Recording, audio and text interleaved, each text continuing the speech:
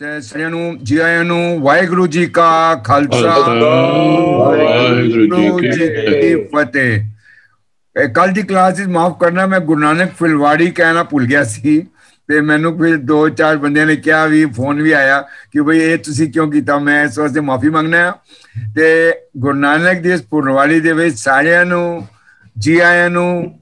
ਔਰ ਵਾਹਿਗੁਰੂ ਮੇਰ करे ਹੋਰ ਵਧੇ ਫੁੱਲੇ ਔਰ ਸਾਡੇ ਅੰਦਰ ਗੁਰੂ ਨਾਨਕ ਵਸੇ। ਸਾਡੇ ਕੋਲ ਐਸੇ ਵਕਤਾਂ ਜਿਸ ਤਰ੍ਹਾਂ ਕਹਿਣ ਨਾ ਜਾਈ ਅਚਰਜ ਬਿਸਮਾਦ, ਐਸੀ ਸਟੇਜ ਆ ਜਾਏ ਜਿਸੇ ਬਿਸਮਾਦ ਆ ਜਾਏ, ਉਹਦਾ ਫਿਰ ਆਨੰਦ ਰੂਪ ਦੇ ਵਿੱਚ ਆਦਮੀ ਪਹੁੰਚ ਸਕੇ। ਅਸੀਂ ਬਾਰ-ਬਾਰ ਕੇਵਲ ਯਤਨਸ਼ੀਲ ਹੁੰਦੇ ਹਾਂ, ਕਈ ਗੱਲਾਂ ਦੇ ਵਿੱਚ ਅਸੀਂ ਫਿਰ ਕਿੰਤੂ ਕਰਨਾ ਚਾਲੂ ਕਰ ਦਿੰਦੇ ਹਾਂ। ਤੇ actually the whole objective of all these classes is ki understanding to remove the confusions and not to be in confusion again and again, और ਅਸੀਂ ਕਿਤੇ ਕਿੰਤੂਆਂ ਦੇ ਵਿੱਚ ਹੋਰ ਕਿੰਤੂ ਕਰਕੇ ਕਿੰਤੂ ਦੇ ਵਿੱਚ ਨਾ ਫਸ ਜਾਈਏ, ਲੇਕਿਨ ਅਸੀਂ ਉਹਦੇ ਵਿੱਚ ਬਿਲਕੁਲ ਐਸਾ ਜਿਸ ਤਰ੍ਹਾਂ ਸਾਡੇ ਵੀਰ ਸੁਰਨਜੀਤ ਸਿੰਘ ਜੀ ਬਿਸਮਾਤ ਦੇ ਵਿੱਚ ਸਾਨੂੰ ਲੈ ਜਾਣ ਵਾਸਤੇ ਕੋਸ਼ਿਸ਼ ਹਨ, ਯਤਨਸ਼ੀਲ ਹਨ। ਉਹ ਆਪਣੀ ਕਲਾਸ ਰਾਹੀਂ ਸਾਨੂੰ ਇੱਕ ਪ੍ਰੋਸੈਸ ਦੱਸਣਗੇ ਔਰ ਬਿਨਾਂ ਪ੍ਰੋਸੈਸ ਦੇ ਕੋਈ ਵੀ ਕੰਮ ਅੱਗੇ ਨਹੀਂ ਜਾ ਸਕਦਾ। It's like management of your own life style and managing your time and energy and focusing it, ਜਿਹਨੂੰ ਕਿ ਅਸੀਂ ਕਹਿੰਦੇ ਹਾਂ ਇੱਕ ਮਨ ਇੱਕ ਚਿੱਤ। ਔਰ ਜਿਸ ਵੇਲੇ ਅਸੀਂ ਇੱਕ ਚਿੱਤ ਹੋ ਕੇ ਇੱਕ ਮਨ ਨੂੰ ਔਰ ਚਿੱਤ ਨੂੰ ਮਿਲਾ ਕੇ ਜਿਸ ਵੇਲੇ ਅਸੀਂ ਫੋਕਸ ਕਰਕੇ ਬਿਲਕੁਲ ਜਿਹਨੂੰ ਕਹਿੰਦੇ ਆ ਨਾ ਕਿ ਬਿਸਮਾਤ ਦੇ ਵਿੱਚ ਆ ਜਾਵਾਂਗੇ ਤੇ ਰੱਬ ਬਣਾਂਗੇ ਤੇ ਰੱਬ ਰੂਪ ਹੋ ਜਾਵਾਂਗੇ। ਉਹ ਸਾਡੇ ਵੀਰ ਲੜੀ ਵਾਂਗ ਸਾਡੇ ਵੀਰ ਸੁਰਨਜੀਤ ਸਿੰਘ ਜੀ ਅਡੋਲ ਮਾਈਂਡਸ ਵਾਲੇ ਸਾਡੇ ਨਾਲ ਅੱਜ ਲਾਈਵ ਮਾਡਲ 8ਵਾਂ ਸਾਡੇ ਨਾਲ ਸਾਂਝ ਕਰਨਗੇ। Welcome to you and our to you ਵੀਰ ਸੁਰਨਜੀਤ ਸਿੰਘ ਜੀ। ਵਾਹਿਗੁਰੂ ਜੀ ਕਾ ਖਾਲਸਾ, ਵਾਹਿਗੁਰੂ ਜੀ ਕੀ ਫਤਿਹ। ਸਾਰੀ ਸੰਗਤ ਦਾ, ਸਾਰੀ ਗੁਰੂ ਨਾਨਕ ਜੀ ਦੀ ਫੁਲਵਾੜੀ ਦਾ ਬਹੁਤ ਬਹੁਤ ਸਵਾਗਤ ਹੈ। ਅਸੀਂ ਇਹ ਮੋਡਿਊਲ ਲਾਸਟ ਟਾਈਮ ਸਟਾਰਟ ਕੀਤਾ ਸੀ ਅਕਤੂਬਰ ਵਿੱਚ, ਤੇ ਵਿੱਚ ਕੁਝ ਗੈਪ ਆ ਗਿਆ ਔਰ ਅਸੀਂ ਦਾ ਪਾਰਟ 2 ਅੱਜ ਕਰਨ ਜਾ ਰਹੇ ਹਾਂ।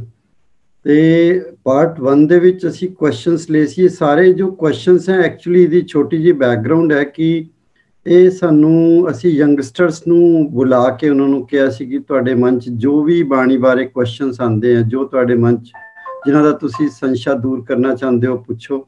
ਤੇ ਉਸ ਤੋਂ ਬਾਅਦ ਜੋ ਫਿਰ ਗੁਰਬਾਣੀ ਦੀ ਰਿਸਰਚ ਕਰਕੇ ਜੋ ਵੀ ਅਸੀਂ ਆਨਸਰ ਲੱਭ ਲਿਆਏ ਉਹ ਹੀ ਅਸੀਂ ਇਹਨਾਂ ਦੇ ਵਿਚਕਾਰ ਸ਼ੇਅਰ ਕਰ ਰਹੇ ਹਾਂ। ਤੇ ਪਿਛਲੇ ਮੋਡਿਊਲਸ ਦੇ ਵਿਚਕਾਰ ਕੁਝ ਕੁਐਸਚਨ ਸ਼ੇਅਰ ਹੋਏ ਸੀ ਔਰ ਇਹ ਜੋ ਟੌਪਿਕ ਹੈ ਉਹ ਹੈ ਹਿਸ ਵੰਡਰ ਐਂਡ ਮਾਰਵਲ, ਜਿਨ੍ਹਾਂ ਨੂੰ ਕਿ ਡਿਸਕ੍ਰਾਈਬ ਨਹੀਂ ਕੀਤਾ ਜਾ ਸਕਦਾ। ਕਹਿਣ ਨਾ ਜਾਈ ਅਚਰਜ ਬਿਸਮਾਤ। ਤੇ ਇਹ ਪੰਕਤੀ ਜੋ ਹੈ ਸੁਖਮਨੀ ਸਾਹਿਬ ਤੋਂ ਹੈ। ਤੇ ਜੋ ਅਸੀਂ ਪੂਰਾ ਤੇ ਨਹੀਂ ਅਸੀਂ ਰਿਪੀਟ ਕਰ ਸਕਦੇ ਜੋ ਪਾਰਟ 1 'ਚ ਕੀਤਾ ਸੀ, ਪਰ ਸਿਰਫ ਰਿਮਾਈਂਡ ਕਰਾਉਣ ਲਈ ਕਿ ਉਸ ਟਾਈਮ ਕੀ ਡਿਸਕਸ ਹੋਇਆ ਸੀ। ਸੋ ਜੋ ਕੁਐਸਚਨਸ ਅਸੀਂ ਪਹਿਲੇ ਲੈ ਚੁੱਕੇ ਹਾਂ, ਇੱਕ ਤੇ ਸੀ will God always remain a mystery, ਕਿ ਪਰਮਾਤਮਾ ਹਮੇਸ਼ਾ ਇੱਕ ਰਹੱਸ ਹੀ ਬਣਿਆ ਰਹੇਗਾ। ਇੱਕ ਕੁਐਸਚਨ ਸੀ ਕਿ ਆਮ ਆਦਮੀ ਨੂੰ ਸੱਚਾਈ ਲੱਭਣ ਵੱਲ ਦਿਲਚਸਪੀ ਕਿਉਂ ਨਹੀਂ ਹੁੰਦੀ, ਕਿ ਕਾਮਨ ਜੋ ਬੰਦਾ ਹੈ ਉਹ ਕਦੀ ਇੰਟਰਸਟ ਨਹੀਂ ਜ਼ਿਆਦਾ ਦਿਖਾਉਂਦਾ ਕਿ ਉਹਨੂੰ ਪਰਮਾਤਮਾ ਤੱਕ ਖੋਜ ਕਰਨੀ ਹੈ ਜਾਂ ਪਹੁੰਚਣ ਦੀ ਕੋਸ਼ਿਸ਼ ਕਰਨੀ ਹੈ। ਔਰ ਇੱਕ ਕੁਐਸਚਨ ਅਸੀਂ ਲਿਆ ਸੀ ਕਿ ਕੈਨ ਵੀ ਨੈਵਰ ਰੀਚ ਹਿਮ, ਕਿ ਅਸੀਂ ਉੱਥੇ ਤੱਕ ਕਦੀ ਪਹੁੰਚ ਹੀ ਨਹੀਂ ਪਾਵਾਂਗੇ ਜੇ ਇਤਨੀ ਵੱਡੀ ਮਿਸਟਰੀ ਹੈ। ਤੇ ਅਸੀਂ ਦੇਖਣ ਦੀ ਕੋਸ਼ਿਸ਼ ਕੀਤੀ ਸੀ ਕਿ ਗੁਰਬਾਣੀ ਦੇ ਆਧਾਰ ਤੇ ਇਹਨਾਂ ਕੁਐਸਚਨਸ ਦੇ ਕੀ ਰਿਪਲਾਈ ਆਉਂਦੇ ਆ। ਇੱਕ ਹੋਰ ਕੁਐਸਚਨ ਜੋ ਅਸੀਂ ਪਾਰਟ 1 'ਚ ਲਿਆ ਸੀ ਕਿ why did God create creation, ਕਿ ਪਰਮਾਤਮਾ ਨੇ ਸ੍ਰਿਸ਼ਟੀ ਕਿਉਂ ਬਣਾਈ ਹੈ। ਇਹ ਸਾਰੇ ਦੇ ਸਾਰੇ ਕੁਐਸਚਨ ਜਿਹੜੇ ਨੇ ਉਹ ਉਹਦੇ ਵੰਡਰ ਐਂਡ ਮਾਰਵਲ ਨਾਲ ਰਿਲੇਟਿਡ ਹੀ ਨੇ। ਔਰ ਇੱਕ ਕੁਐਸਚਨ ਸੀ what is our role in the game of God, ਅਗਰ ਪਰਮਾਤਮਾ ਨੇ ਗੇਮ ਸ਼ੁਰੂ ਕਰ ਦਿੱਤੀ ਹੈ ਤੇ ਫਿਰ ਉਹਦੇ ਵਿੱਚ ਸਾਡਾ ਕੀ ਰੋਲ ਹੈ, ਸਾਨੂੰ ਸਾਡੇ ਤੋਂ ਕੀ ਐਕਸਪੈਕਟਡ ਹੈ ਉਸ ਗੇਮ ਦੇ ਅੰਦਰ, ਉਸ ਗੇਮ ਦੇ ਰੂਲਸ ਕੀ ਹਨ। ਔਰ ਇੱਕ ਕੁਐਸਚਨ ਇਹ ਵੀ ਸੀ ਕਿ will the game of creation continue for ever, ਕਿ ਇਹ ਹਮੇਸ਼ਾ ਚਲਦੀ ਰਹੇਗੀ ਜਾਂ ਇਹ ਗੇਮ ਕਦੀ ਬੰਦ ਵੀ ਹੋਏਗੀ। ਔਰ ਇੱਕ ਫਾਈਨਲੀ ਜੋ ਕੁਐਸਚਨ ਅਸੀਂ ਲਾਸਟ ਟਾਈਮ ਕਵਰ ਕੀਤਾ ਸੀ, is life a punishment, whether it's a punishment or opportunity, ਕਿ ਇੱਕ ਸਜ਼ਾ ਹੈ ਜਾਂ ਸਾਡੇ ਨੂੰ ਇੱਕ ਮੌਕਾ ਮਿਲਿਆ ਹੈ। ਤੇ ਉਹਦੇ ਤੇ ਅਸੀਂ ਗੁਰਬਾਣੀ ਦੇ ਆਧਾਰ ਤੇ ਇਹ ਸਭ ਡਿਸਕਸ ਕੀਤਾ ਸੀ। ਤਾਂ ਹੁਣ ਅਸੀਂ ਪਾਰਟ 2 ਵਿੱਚ ਅੱਗੇ ਚੱਲਦੇ ਹਾਂ ਤੇ ਨੈਕਸਟ ਕੁਐਸਚਨ ਲੈ ਰਹੇ ਹਾਂ ਕਿ ਸਾਡੇ ਜੀਵਨ ਦੇ ਅਨੁਭਵ ਵੱਖਰੇ ਕਿਉਂ ਹੁੰਦੇ ਹਨ। Why do are experiences sorry ਫਾਈ ਮਾਈ ਥਰੋਟ, ਪਿੱਛੇ ਕੋਲਡ ਕਫ ਰਿਹਾ ਤੇ ਥੋੜੀ ਗਲੇ 'ਚ ਇਰੀਟੇਸ਼ਨ ਹੋ ਜਾਂਦੀ ਹੈ ਵਿੱਚ। So why do are experiences of life differ. ਅਸੀਂ ਦੇਖਦੇ ਹਾਂ ਕਿ ਸਾਡੇ ਐਕਸਪੀਰੀਐਂਸਿਸ ਬਾਕੀਆਂ ਨਾਲੋਂ ਵੱਖਰੇ ਹੁੰਦੇ ਹਨ ਔਰ ਆਮ ਤੌਰ ਤੇ ਅਗਰ ਬਹੁਤ ਗਹਿਰਾਈ ਜਾਈਏ ਤੇ ਕੋਈ ਵੀ ਦੋ ਮਨੁੱਖਾਂ ਦੇ ਵਿਚਾਰ 100% ਨਹੀਂ ਮੈਚ ਕਰਦੇ। ਕਿ ਅਗਰ ਇਹ ਦੁਨੀਆ ਇੱਕ ਹੈ, ਸਾਡੀਆਂ ਅੱਖਾਂ, ਨੱਕ, ਪੈਰ ਸਭ ਇੱਕੋ ਜਿਹੇ ਹੈ, ਦਿਮਾਗ ਵੀ ਪਰਮਾਤਮਾ ਨੇ ਸਭ ਨੂੰ ਦਿੱਤਾ ਹੈ, ਫਿਰ ਸਾਡੇ ਐਕਸਪੀਰੀਐਂਸਿਸ ਜਾ ਕੇ ਵੱਖਰੇ ਕਿਉਂ ਹੋ ਜਾਂਦੇ ਹਨ। ਸੋ ਸਾਨੂੰ ਇੱਕ ਕੁਐਸਚਨ ਇਹ ਵੀ ਪੁੱਛਿਆ ਸੀ ਬੱਚਿਆਂ ਨੇ, ਜਿਹਦਾ ਅਸੀਂ ਆਨਸਰ ਗੁਰਬਾਣੀ ਦੇ ਆਧਾਰ ਤੇ ਲੱਭਣ ਦੀ ਕੋਸ਼ਿਸ਼ ਕੀਤੀ। ਇਹਦਾ ਸਾਨੂੰ ਜੋ ਬੇਸਿਕ ਕਨਸੈਪਟ ਆਫ ਐਕਸਪੀਰੀਐਂਸ ਹੈ, ਜੋ ਮਾਡਰਨ ਡੇ 'ਚ ਹੈ, ਉਹ ਬਹੁਤ ਕਲੀਅਰਲੀ ਉਹਦੇ 'ਚ ਸਾਹਮਣੇ ਆਉਂਦਾ ਹੈ। ਅਸੀਂ ਕੋਸ਼ਿਸ਼ ਕਰਕੇ ਉਹ ਸ਼ਬਦ ਵੀ ਲੱਭੇ ਜਿਹੜੇ ਕਿ ਜੋ ਮਾਡਰਨ ਕਨਸੈਪਟ ਦੇ ਨਾਲ ਮੇਲ ਖਾਂਦੇ ਹਨ ਤੇ ਗੁਰੂ ਸਾਹਿਬ ਵੀ ਉਹਨਾਂ ਐਕਸਪੀਰੀਐਂਸਿਸ ਨੂੰ ਲੈ ਕੇ ਅੱਗੇ ਗੱਲ ਕਰਦੇ ਹਨ। ਪਰ ਕਿਤੇ ਥੋੜਾ ਜਿਹਾ ਫਰਕ ਵੀ ਹੋ ਸਕਦਾ ਹੈ, ਪਰ ਸਾਨੂੰ ਥੋੜਾ ਜਿਹਾ ਗਹਿਰਾਈ ਜਾਵਾਂਗੇ ਤੇ ਇੱਕ ਕੁਐਸਚਨ ਦੇ ਆਨਸਰ ਅਸੀਂ ਦੇਖਾਂਗੇ ਕਿ ਸਾਨੂੰ ਕੀ ਸੇਧ ਮਿਲਦੀ ਹੈ। ਕਿ ਇੱਕ ਤੇ ਜਿਹੜੀ ਸਾਡੀ ਐਕਸਪੀਰੀਐਂਸ ਦੀ ਜੋ ਜਰਨੀ ਹੁੰਦੀ ਹੈ, ਜਿਹਨੂੰ ਅਸੀਂ ਕਹਿੰਦੇ ਹਾਂ ਮੇਰਾ ਇਹ ਅਨੁਭਵ ਹੈ, ਔਰ ਉਹ ਅਨੁਭਵ ਦੋ ਜਣਿਆਂ ਦਾ ਕਦੀ ਸੇਮ ਨਹੀਂ ਹੁੰਦਾ, ਚਾਹੇ ਉਹ 2% ਫਰਕ ਹੋਏ, 10% ਹੋਏ। ਉਹਦੇ ਵਿਚਕਾਰ ਕੁਝ ਕੰਪੋਨੈਂਟਸ ਹੈ। ਇੱਕ ਤੇ ਹੈ, ਉਹਨੂੰ ਚਾਰ ਚੀਜ਼ਾਂ ਨਾਲ ਮਿਲ ਕੇ ਬਣਦਾ ਐਕਸਪੀਰੀਐਂਸ। ਇੱਕ ਨੂੰ ਕਹਿੰਦੇ ਆ ਐਮਪੀਰਿਸਿਜ਼ਮ। ਇਹ ਐਮਪੀਰਿਸਿਜ਼ਮ ਉਹ ਐਕਸਪੀਰੀਐਂਸ ਹੈ ਜੋ ਸਾਡੀਆਂ 5 ਸੈਂਸਿਸ ਹੈ, ਜਿਹਦੇ ਵਿੱਚ ਕਿ ਅੱਖ, ਨੱਕ, ਕੰਨ, ਜੀਭ ਔਰ ਤਵਚਾ, ਇਹਨਾਂ ਪੰਜਾਂ ਦਾ ਜੋ ਐਕਸਪੀਰੀਐਂਸਿਸ ਨੇ ਉਹਨਾਂ ਨੂੰ ਅਸੀਂ ਐਮਪੀਰਿਸਿਜ਼ਮ ਕਹਿੰਦੇ ਹਾਂ। ਔਰ ਉਸ ਤੋਂ ਬਾਅਦ ਆਉਂਦਾ ਰੈਸ਼ਨਲਿਜ਼ਮ। ਅਸੀਂ ਉਸ ਐਕਸਪੀਰੀਐਂਸ ਤੇ ਨਹੀਂ ਰੁਕ ਜਾਂਦੇ। ਜੋ ਸਾਨੂੰ ਗਿਆਨ ਇੰਦਰੀਆਂ ਤੋਂ ਐਕਸਪੀਰੀਐਂਸ ਮਿਲਦਾ ਹੈ, ਸਾਡੇ ਲਈ ਉਹ ਕੰਪਲੀਟ ਨਹੀਂ ਹੁੰਦਾ। ਫਿਰ ਅਸੀਂ ਆਪਣਾ ਮਤ ਇਸਤੇਮਾਲ ਕਰਕੇ ਕੁਝ ਰੈਸ਼ਨਲਿਜ਼ਮ ਦਾ ਵੀ ਕੋਸ਼ਿਸ਼ ਕਰਦੇ ਹਾਂ ਕਿ ਕੋਈ ਲੌਜਿਕ ਢੂੰਡਿਆ ਜਾਏ ਕਿ ਗੱਲ ਠੀਕ ਹੈ ਕਿ ਨਹੀਂ ਠੀਕ। ਜੋ ਬੰਦੇ ਨੇ ਕਿਹਾ ਅਸੀਂ ਸੁਣ ਲਿਆ, ਅਸੀਂ ਤੇ ਵਿਸ਼ਵਾਸ ਕਰੀਏ ਕਿ ਨਹੀਂ ਕਰੀਏ। ਸੋ ਜੋ ਬੇਸਡ ਔਨ ਰੀਜ਼ਨਿੰਗ ਹੋਏਗਾ ਨਾ, ਉਹਨੂੰ ਅਸੀਂ ਐਮਪੀਰਿਸਿਜ਼ਮ ਨਾਲ ਕੰਬਾਈਨ ਕਰਕੇ ਦੇਖਣ ਦੀ ਕੋਸ਼ਿਸ਼ ਕਰਾਂਗੇ ਕਿ ਜੋ ਦੇਖਿਆ ਗਿਆ ਉਹ ਵਿਸ਼ਵਾਸ ਕਰਨ ਜੋਗਾ ਹੈ ਜਾਂ ਨਹੀਂ। ਇਹਦੀਆਂ ਹਜ਼ਾਰਾਂ ਸਾਨੂੰ ਡੇਲੀ ਲਾਈਫ ਵਿੱਚ ਐਗਜ਼ਾਮਪਲ ਮਿਲ ਜਾਣਗੀਆਂ। ਫਿਰ ਇੱਕ ਜੋ ਹੋਰ ਚੀਜ਼ ਹੈ ਜੋ ਐਕਸਪੀਰੀਐਂਸ 'ਚ ਮੈਟਰ ਕਰਦੀ ਹੈ, ਉਹ ਹੈ ਟ੍ਰਾਂਸੈਂਡੈਂਟਲਿਜ਼ਮ। ਕੁਝ ਜਿਹੜੇ ਮਨੁੱਖ ਹੈ ਉਹਨਾਂ ਦਾ ਬਹੁਤ ਗਹਿਰਾ ਅਨੁਭਵ ਹੁੰਦਾ ਜ਼ਿੰਦਗੀ ਦਾ, ਤੇ ਉਹ ਜੋ ਗੱਲ ਨਹੀਂ ਕਹੀ ਜਾ ਰਹੀ ਉਹਨੂੰ ਵੀ ਸਮਝ ਪਾਉਂਦੇ ਆ। ਉਹਨਾਂ ਨੇ ਕਿਤੇ ਨਾ ਕਿਤੇ ਜ਼ਿੰਦਗੀ 'ਚ ਹਰ ਚੀਜ਼ ਨੂੰ ਗਹਿਰਾਈ ਵਿੱਚ ਜਾ ਕੇ ਸਮਝਿਆ ਹੁੰਦਾ ਔਰ ਉਹ ਐਨਲਾਈਟਨਮੈਂਟ ਦੀ ਅਵਸਥਾ ਤੱਕ ਜਾਂਦੇ ਹਨ। ਯਾਨੀ ਕਿ ਸਬਜੈਕਟ 'ਚ ਇੰਨੀ ਗਹਿਰਾਈ ਹੈ ਕਿ ਉਸ ਸਬਜੈਕਟ ਦੀ ਇੱਕ ਛੋਟੀ ਜਿਹੀ ਵੀ ਕਿਤੇ ਕੋਈ ਝਲਕ ਮਿਲੇ ਤੇ ਉਹਦਾ ਪੂਰਾ ਸਰੂਪ ਐਕਸਪਲੇਨ ਕਰ ਸਕਦੇ ਹਾਂ ਕਿ ਇਹ ਹੋਣ ਵਾਲਾ, ਇਹ ਹੋ ਜਾਏਗਾ। ਸੋ ਉਹ ਅਵਸਥਾ ਕੁਝ ਮਨੁੱਖਾਂ ਦੀ ਕੁਝ ਅਲੱਗ-ਅਲੱਗ ਸਬਜੈਕਟਸ ਤੇ ਵੀ ਹੋ ਸਕਦੀ ਹੈ। ਜ਼ਰੂਰੀ ਨਹੀਂ ਕਿ ਹਰ ਸਬਜੈਕਟ ਦੇ ਵਿੱਚ ਹਰ ਇੱਕ ਇਨਸਾਨ ਨੂੰ ਟ੍ਰਾਂਸੈਂਡੈਂਟਲਿਜ਼ਮ ਦੇ ਲੈਵਲ ਤੇ ਗਿਆ ਹੋਏ। ਉਹ ਫਿਰ ਜੋ ਅਸੀਂ ਜੋ ਐਨਾਲਿਸਿਸ ਕਰਦੇ ਹਾਂ, ਜੋ ਸਾਡੀ ਰੀਜ਼ਨਿੰਗ ਹੈ, ਅਸੀਂ ਉਹਨੂੰ ਵੀ ਕੁਐਸਚਨ ਕਰਦੇ ਹਾਂ ਔਰ ਕੁਐਸਚਨ ਕਰਦੇ ਕਰਦੇ ਅਸੀਂ ਟ੍ਰਾਂਸੈਂਡੈਂਟਲਿਜ਼ਮ ਤੱਕ ਪਹੁੰਚ ਸਕਦੇ ਹਾਂ। ਔਰ ਜੋ ਚੌਥਾ ਅਨੁਭਵ ਹੁੰਦਾ ਉਹ ਰੈਸ਼ਨਲਿਜ਼ਮ ਹੈ ਕਿ ਕੁਝ ਐਸੇ ਐਸਪੈਕਟ ਨੇ ਜਿਹਦੇ ਸਾਨੂੰ ਕੋਈ ਵੀ ਲੌਜਿਕ ਨਹੀਂ ਸਮਝ ਆਉਂਦਾ, ਉਹਦੇ ਪਿੱਛੇ ਲੱਗਦਾ ਕੋਈ ਲੌਜਿਕ ਕਿਵੇਂ ਹੋ ਸਕਦਾ, ਤੇ ਅਖੀਰ 'ਚ ਅਸੀਂ ਸਰੈਂਡਰ ਵੀ ਕਰਦੇ ਹਾਂ। ਉਹਦੇ ਨਾਲ ਉਹ ਸਾਡੀਆਂ ਜੋ ਰੀਜ਼ਨਿੰਗ ਹੈ ਜਾਂ ਇਮੋਸ਼ਨ ਹੈ ਉਸ ਤੋਂ ਬਿਯੋਂਡ ਦੀ ਚੀਜ਼ ਹੈ। ਔਰ ਅਸੀਂ ਇਹਨਾਂ ਚਾਰਾਂ ਬਾਰੇ ਦੇਖਾਂਗੇ ਕਿ ਗੁਰਬਾਣੀ ਦੇ ਵੀ ਕੀ ਵਿਚਾਰ ਹੈ, ਫਾਈਨਲੀ ਐਕਸਪੀਰੀਐਂਸ ਕਿਸ ਤਰ੍ਹਾਂ ਬਣ ਕੇ ਸਾਡੇ ਸਾਹਮਣੇ ਆਉਂਦਾ। ਤੇ ਅਸੀਂ ਸਭ ਤੋਂ ਪਹਿਲੇ ਗੱਲ ਕਰੀਏ ਐਮਪੀਰਿਸਿਜ਼ਮ ਦੀ। ਇਹ ਜੋ ਕਿ 5 ਗਿਆਨ ਇੰਦਰੀਆਂ ਦੇ ਉੱਤੇ ਬੇਸਡ ਹੈ, 5 ਸੈਂਸਿਸ ਦੇ ਉੱਪਰ ਬੇਸਡ, ਜਿਹੜਾ ਕਿ ਅਸੀਂ ਜਾਣਦੇ ਹਾਂ ਅੱਖ, ਨੱਕ, ਕੰਨ, ਜੀਭ ਔਰ ਤਵਚਾ। ਔਰ ਇਹ ਜੋ ਅਸੀਂ ਇਸ ਐਕਸਪੀਰੀਐਂਸ ਨੂੰ ਲਈਏ ਤੇ ਮੰਨ ਲਓ ਕੋਈ ਕੁਝ ਲੋਕ, ਇੱਕ ਮਨੁੱਖ ਹੈ, ਉਹ ਫੁੱਲ ਨੂੰ ਦੇਖ ਰਿਹਾ ਤੇ ਉਹ ਦੇਖਣ ਦਾ ਐਕਸਪੀਰੀਐਂਸ ਵੀ ਵੱਖਰਾ ਹੋ ਜਾਂਦਾ। ਕੋਈ ਫੁੱਲ ਦੇ ਰੰਗ ਰੂਪ ਨੂੰ ਦੇਖ ਰਿਹਾ, ਕੋਈ ਫੁੱਲ ਦੀ ਖੁਸ਼ਬੂ ਨੂੰ ਦੇਖ ਰਿਹਾ, ਕੋਈ ਇਹ ਦੇਖ ਰਿਹਾ ਕਿ ਇਹਦੇ ਵਿਚਕਾਰ ਕੋਈ ਕੈਮੀਕਲ ਤੱਤਵ ਹੈ ਜਿਹਦੇ ਨਾਲ ਅਸੀਂ ਦਵਾਈ ਬਣਾ ਸਕੀਏ, ਉਹ ਇਹਨੂੰ ਲੱਭਣ ਦੀ ਕੋਸ਼ਿਸ਼ ਕਰ ਰਿਹਾ। ਕੋਈ ਇਹਨੂੰ ਛੂ ਕੇ ਇਹਦੀ ਕੋਮਲਤਾ ਨੂੰ ਦੇਖ ਰਿਹਾ ਤਵਚਾ ਨਾਲ, ਔਰ ਕੋਈ ਸੂੰਘ ਕੇ ਇਹਦੀ ਖੁਸ਼ਬੂ ਲੈ ਰਿਹਾ। ਸੋ ਉਹ ਸਭ ਜਿਹੜੇ ਨੇ ਸਾਡਾ ਜੋ 5 ਗਿਆਨ ਇੰਦਰੀਆਂ ਸਾਨੂੰ ਇੱਕੋ ਜਿਹਾ ਅਨੁਭਵ ਨਹੀਂ ਦੇ ਕੇ ਜਾਂਦੇ। ਸਾਡਾ ਇੰਟਰਸਟ ਉਹਦੇ 'ਚ ਹੁੰਦਾ ਹੀ ਨਹੀਂ। ਉਸ ਤੋਂ ਇਲਾਵਾ ਮੰਨ ਲਓ ਕਿਸੇ ਨੂੰ ਸਿਰਫ ਫੁੱਲ ਦੀ ਖੂਬਸੂਰਤੀ 'ਚ ਇੰਟਰਸਟ ਹੈ ਤੇ ਉਹਨੂੰ ਖੂਬਸੂਰਤੀ 'ਚ ਇੰਟਰਸਟ ਹੈ। ਕਿਸੇ ਨੂੰ ਉਹਦੀ ਖੁਸ਼ਬੂ ਜਾ ਕੇ ਦੇਖੇਗਾ, ਕਹੇਗਾ ਇਹ ਕਿ ਬੇਕਾਰ ਦਾ ਫੁੱਲ, ਇਹਦੇ ਤੇ ਕੋਈ ਖੁਸ਼ਬੂ ਹੀ ਨਹੀਂ ਹੈ। ਸੋ ਜੋ ਗਿਆਨ ਇੰਦਰੀਆਂ ਤੋਂ ਸਾਨੂੰ ਅਨੁਭਵ ਮਿਲਦਾ, ਉੱਥੇ ਹੀ ਸਾਡੀ ਵੇਰੀਏਸ਼ਨ ਸ਼ੁਰੂ ਹੋ ਜਾਂਦੀ ਹੈ, ਉੱਥੇ ਚੇਂਜ ਆਉਣਾ ਸ਼ੁਰੂ ਹੋ ਜਾਂਦਾ ਹੈ, ਇੱਕ ਐਕਸਪੀਰੀਅੰਸ ਦੇ ਦੂਸਰੇ ਦੇ ਐਕਸਪੀਰੀਅੰਸ ਤੋਂ ਵੱਖਰਾ ਹੋਣਾ ਸ਼ੁਰੂ ਹੋ ਜਾਂਦਾ ਹੈ। ਤੇ ਗੁਰੂ ਸਾਹਿਬਾਨ ਵੀ ਇੱਥੇ ਕਹਿੰਦੇ ਹਨ, ਇੰਦਰੀ ਪੰਚੇ ਵਸ ਆਣੇ, ਖਿਮਾ ਸੰਤੋਖ ਗੁਰਮਤਿ ਪਾਵੇ। ਇਹਦੇ ਵਿਚਕਾਰ ਕਹਿੰਦੇ ਕਿ ਜਦੋਂ ਸਾਨੂੰ ਅਲਟੀਮੇਟ ਅਵਸਥਾ 'ਚ ਜਾਣਾ ਹੈ, ਸੈਟਿਸਫੈਕਸ਼ਨ ਤੱਕ ਪਹੁੰਚਣਾ ਹੈ, ਜਿੱਥੇ ਕਿ one who overpowers the 5 senses is blessed with forgiveness, patience and contentment through the Guru's teaching। ਤੇ ਇਹਨਾਂ 5 ਇੰਦਰੀਆਂ ਦੇ ਬਾਰੇ ਸਾਨੂੰ ਇਹ ਸੋਚਣਾ ਹੁੰਦਾ ਹੈ ਕਿ ਅਸੀਂ ਇਹਨਾਂ ਤੇ ਸਭ ਤੋਂ ਪਹਿਲੇ ਤੇ ਕੰਟਰੋਲ ਕਰਨਾ ਸਿੱਖੀਏ। ਤੇ ਜੇ ਸਾਡੀਆਂ 5 ਇੰਦਰੀਆਂ ਤੇ ਕੰਟਰੋਲ ਨਹੀਂ ਹੈ, ਸਾਡਾ ਐਕਸਪੀਰੀਅੰਸ ਬਿਲਕੁਲ ਵੱਖਰਾ ਹੋਏਗਾ। ਅਸੀਂ ਦੁਨੀਆ ਵਿੱਚ ਜੋ ਦੇਖ ਵੀ ਰਹੇ ਹਾਂ, ਅਸੀਂ ਸਭ ਵੱਖਰੀ ਵੱਖਰੀ ਚੀਜ਼ ਦੇਖ ਰਹੇ ਹੋਵਾਂਗੇ, ਸੁਣ ਰਹੇ ਹੋਵਾਂਗੇ। ਅਸੀਂ ਉਹ ਸੁਣਨਾ ਚਾਹਾਂਗੇ ਜੋ ਸਾਨੂੰ ਪਸੰਦ ਹੈ, ਅਸੀਂ ਉਸ ਤੋਂ ਇਲਾਵਾ ਦੀ ਗੱਲ ਸੁਣ ਵੀ ਨਹੀਂ ਸਕਦੇ। ਅਸੀਂ ਉਹਦੇ 'ਚ ਉਹੀ ਦੇਖ ਲੈਂਦੇ ਹਾਂ ਜੋ ਸਾਨੂੰ ਇੱਕ ਤਰ੍ਹਾਂ ਨਾਲ ਸਾਨੂੰ ਸੈਟਿਸਫੈਕਸ਼ਨ ਦੇ ਰਿਹਾ। ਤੇ ਗੁਰੂ ਸਾਹਿਬਾਨ ਕਹਿੰਦੇ ਆ ਕਿ ਇਹ ਨਾ ਹੋਏ ਕਿ ਇਹ ਇੰਦਰੀਆਂ ਜਿਹੜੀਆਂ ਨੇ, ਅਸੀਂ ਇਹਨਾਂ ਦੇ ਕੰਟਰੋਲ 'ਚ ਆ ਕੇ ਦੁਨੀਆ ਦੇ ਐਕਸਪੀਰੀਐਂਸਿਸ ਗੇਨ ਕਰ ਰਹੇ ਹੋਈਏ। ਸਾਨੂੰ ਇਹ ਦੇਖਣਾ ਹੈ ਕਿ ਅਸੀਂ ਜਿਸ ਮਕਸਦ ਨਾਲ ਇਹਨਾਂ ਇੰਦਰੀਆਂ ਨੂੰ ਯੂਜ਼ ਕਰ ਰਹੇ ਹਾਂ, ਉਹ ਮਕਸਦ ਠੀਕ ਹੈ, ਔਰ ਉਹਦੇ ਹਿਸਾਬ ਨਾਲ ਅਸੀਂ ਚੀਜ਼ ਨੂੰ ਦੇਖਣ ਦੀ ਕੋਸ਼ਿਸ਼ ਕਰੀਏ। ਤੇ ਜਾਂ ਤੇ ਅਸੀਂ ਸੈਂਸਿਸ ਨੂੰ ਕੰਟਰੋਲ ਕਰ ਰਹੇ ਹਾਂ, ਜਾਂ ਜੋ ਸੈਂਸਿਸ ਹੈ ਉਹ ਸਾਨੂੰ ਕੰਟਰੋਲ ਕਰ ਰਹੀਆਂ। ਸੋ ਇਫ ਸੈਂਸਿਸ ਆਰ ਕੰਟਰੋਲਿੰਗ ਅਸ, ਤੇ ਫਿਰ ਅਸੀਂ ਉਹੀ ਲੱਭਾਂਗੇ ਜੋ ਸਾਨੂੰ ਪਸੰਦ ਹੈ।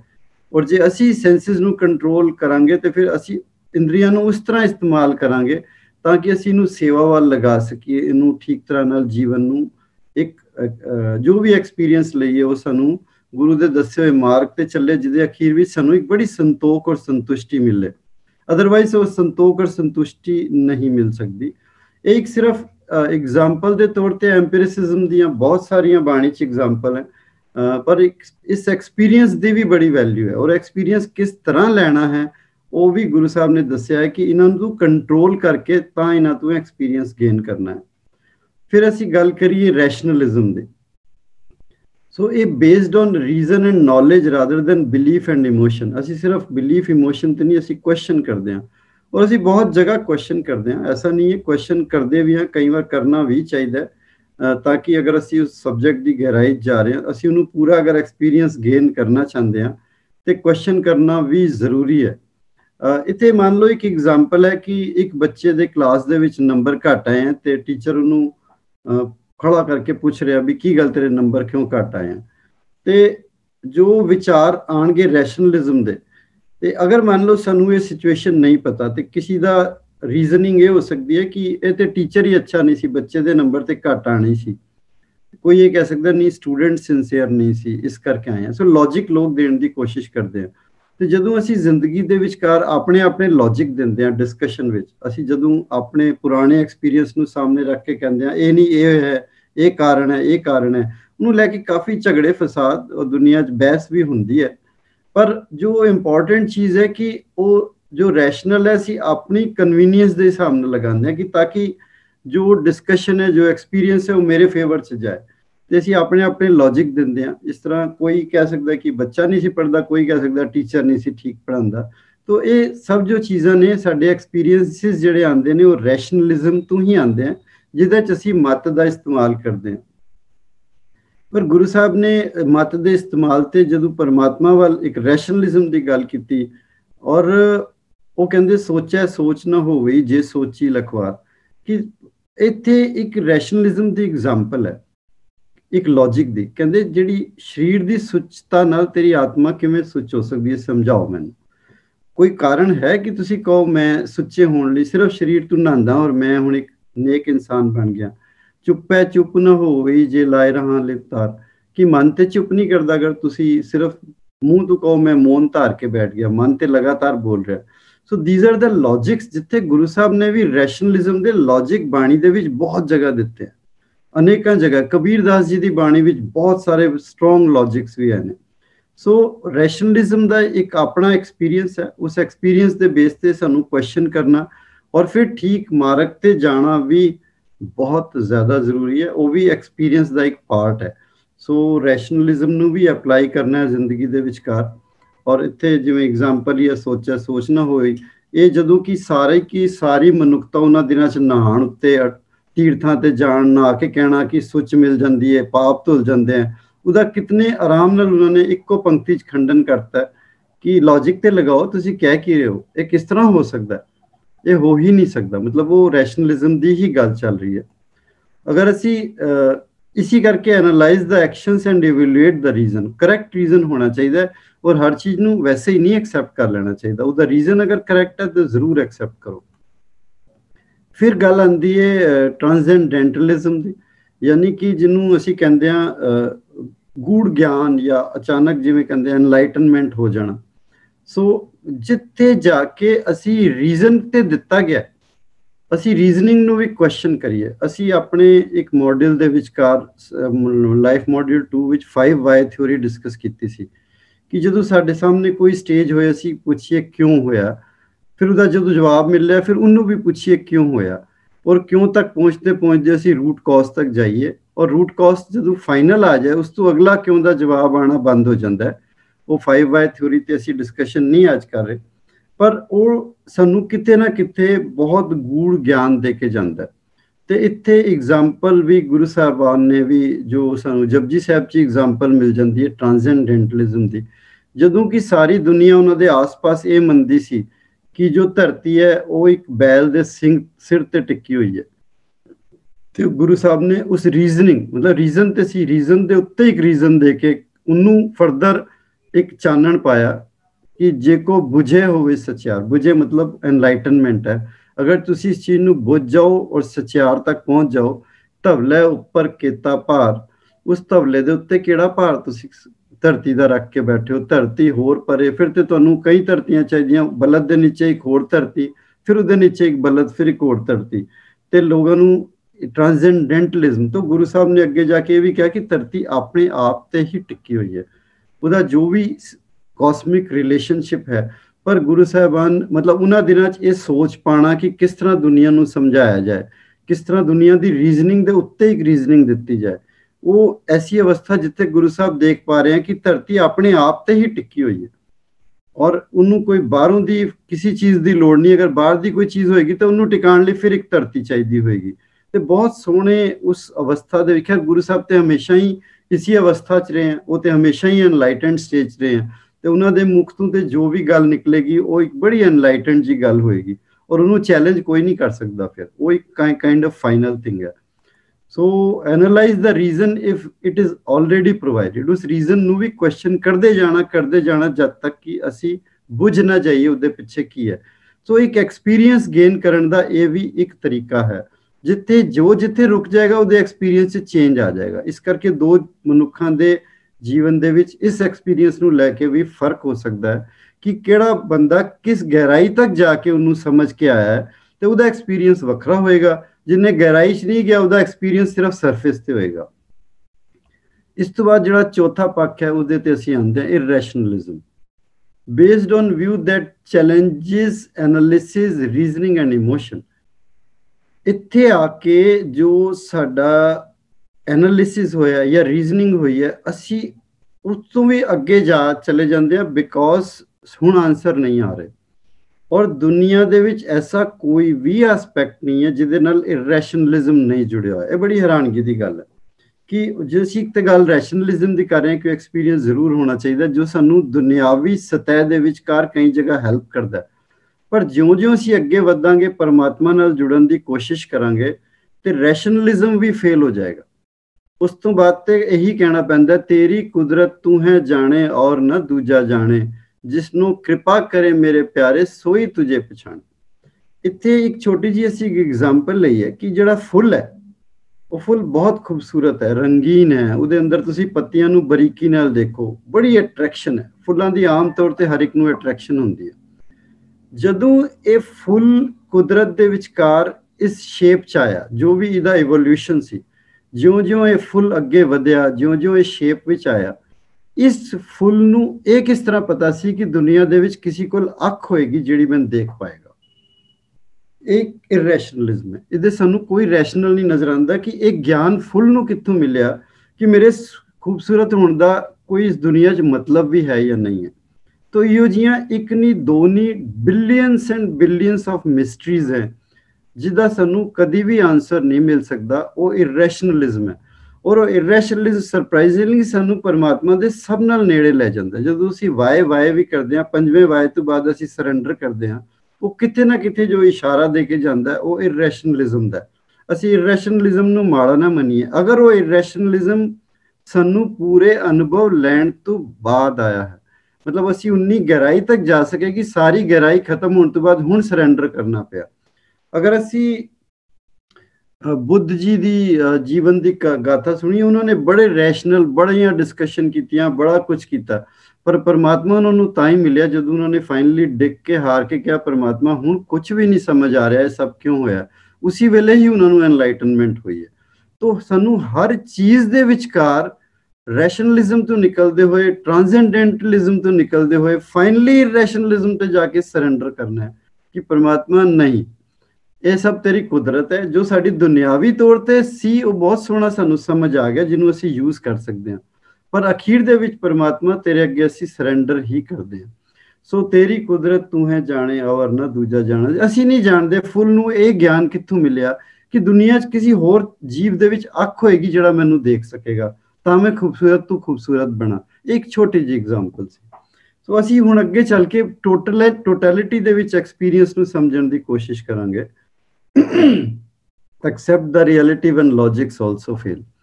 ਇੱਕ मान लो दो बच्चे हैं और ये दोनों बच्चे हैं, एक बच्चा कह रहा है मैनू इक्को जगह ते ने, एक कह रहा है मैनू गर्मी लग रही है और दूसरा कह रहा है मैनू ठंड लग रही है। दोनों इक्को जगह ते ने और माहौल सेम है, सब कुछ है, एक्सपीरियंस वखरा है। ਤੇ ਅਗਰ ਅਸੀਂ ਛੋਟੀ ਜਿਹੀ ਐਗਜ਼ਾਮਪਲ ਕੀ ਚਾਰੋਂ ਚੀਜ਼ਾਂ ਅਸੀਂ ਅਪਲਾਈ ਕਰਨ ਦੀ ਕੋਸ਼ਿਸ਼ ਕਰੀਏ ਕਿ ਇੱਕ ਦੀ ਤੇ ਕਵਰਡ ਸਕਿਨ ਹੈ, ਮਤਲਬ ਇਹਨੇ ਆਪਣਾ ਸਕਿਨ ਨੂੰ ਕਵਰ ਕੀਤਾ ਹੋਇਆ, ਇਹਦੇ ਕਾਲਰ ਕੂਲਰ ਨੇ, ਸਕਿਨ ਇਹਦੀ ਘੱਟ ਐਕਸਪੋਜ਼ਡ ਹੈ, ਇਸ ਕਰਕੇ ਇਹਨੂੰ ਸ਼ਾਇਦ ਗਰਮੀ ਲੱਗ ਰਹੀ ਹੋਏ। ਇਹਦੀ ਅਨਕਵਰਡ ਸਕਿਨ ਹੈ, ਇਸ ਕਰਕੇ ਦਿਸ ਇਜ਼ ਐਂਪੀਰਿਸਿਜ਼ਮ, ਜੋ ਅਸੀਂ ਪੰਜ ਗਿਆਨ ਇੰਦਰੀਆਂ ਤੋਂ ਲੈ ਰਹੇ ਹਾਂ। ਇਹ ਦੋਨਾਂ ਦਾ ਐਕਸਪੀਰੀਅੰਸ ਵੱਖਰਾ ਹੋ ਚੁੱਕਾ ਹੈ, ਅਸੀਂ ਐਨਾਲਾਈਜ਼ ਕਰਨ ਦੀ ਕੋਸ਼ਿਸ਼ ਕਰ ਰਹੇ ਹਾਂ। ਫਿਰ ਅਸੀਂ ਗੱਲ ਕਰੀਏ ਰੈਸ਼ਨਲਿਜ਼ਮ ਦੀ, ਤੇ ਇੱਕ ਤਰਕ ਇਹ ਦਿੱਤਾ ਜਾ ਸਕਦਾ ਇਹਨੇ ਹੈਵੀ ਕਲੋਥਿੰਗ ਪਾਈ, ਇਹਨੇ ਸਵੈਟਰ ਪਾਇਆ ਹੋਇਆ ਵੀ ਇਹਨੂੰ ਤੇ ਗਰਮੀ ਲੱਗਣੀ ਹੋਈ, ਇਹਨੇ ਸਵੈਟਰ ਨਹੀਂ ਪਾਇਆ, ਇਹਨੇ ਸਿੰਪਲ ਜੀ ਇੱਕ ਟੀ-ਸ਼ਰਟ ਪਾਈ ਹੈ, ਇਸ ਕਰਕੇ ਇਹਨੂੰ ਠੰਡ ਲੱਗ ਰਹੀ ਹੈ। ਇੱਕ ਰੀਜ਼ਨਿੰਗ ਸਾਡੀ ਇਹ ਵੀ ਹੈ ਜੋ ਰੀਜ਼ਨ ਦੇ ਬੇਸ ਤੇ ਹੈ। ਪਹਿਲੇ ਅਸੀਂ ਜੋ ਸਕਿਨ ਨੇ ਲਿਆ, ਸਕਿਨ ਦੇ ਜ਼ਿਆਦਾ ਐਕਸਪੋਜ਼ਡ ਏਰੀਆ, ਇਸ ਕਰਕੇ ਅਸੀਂ ਉਹ ਲਿਆ। ਹੁਣ ਅਸੀਂ ਥਰਡ ਲੈਂਦੇ ਹਾਂ ਟ੍ਰਾਂਸੈਂਡੈਂਟਲਿਜ਼ਮ। ਇਹ ਹੋ ਸਕਦਾ ਹੈ ਕਿ ਇਸ ਬੱਚੇ ਨੂੰ ਜਦੋਂ ਵੀ ਇਹ ਖੁਸ਼ ਹੋਏ ਔਰ ਤਾਂ ਖੁਸ਼ ਹੋਏ ਜਦੋਂ ਇਹਨੂੰ ਠੰਡਕ ਦੇ ਵਿਚਕਾਰ ਹੋਏ। ਇਹ ਹਰ ਇੱਕ ਦਾ ਆਪਣਾ ਨੇਚਰ ਹੈ, ਤੇ ਜਦੋਂ ਵੀ ਇਹ ਠੰਡੇ ਮਾਹੌਲ 'ਚ ਹੁੰਦਾ ਇਹਨੂੰ ਖੁਸ਼ੀ ਮਿਲਦੀ ਹੈ, ਤੇ ਮੰਨ ਲਓ ਇਸ ਟਾਈਮ ਖੁਸ਼ੀ ਨਹੀਂ ਹੈ ਤੇ ਇਹਨੂੰ ਗਰਮੀ ਵੀ ਲੱਗ ਸਕਦੀ ਹੈ।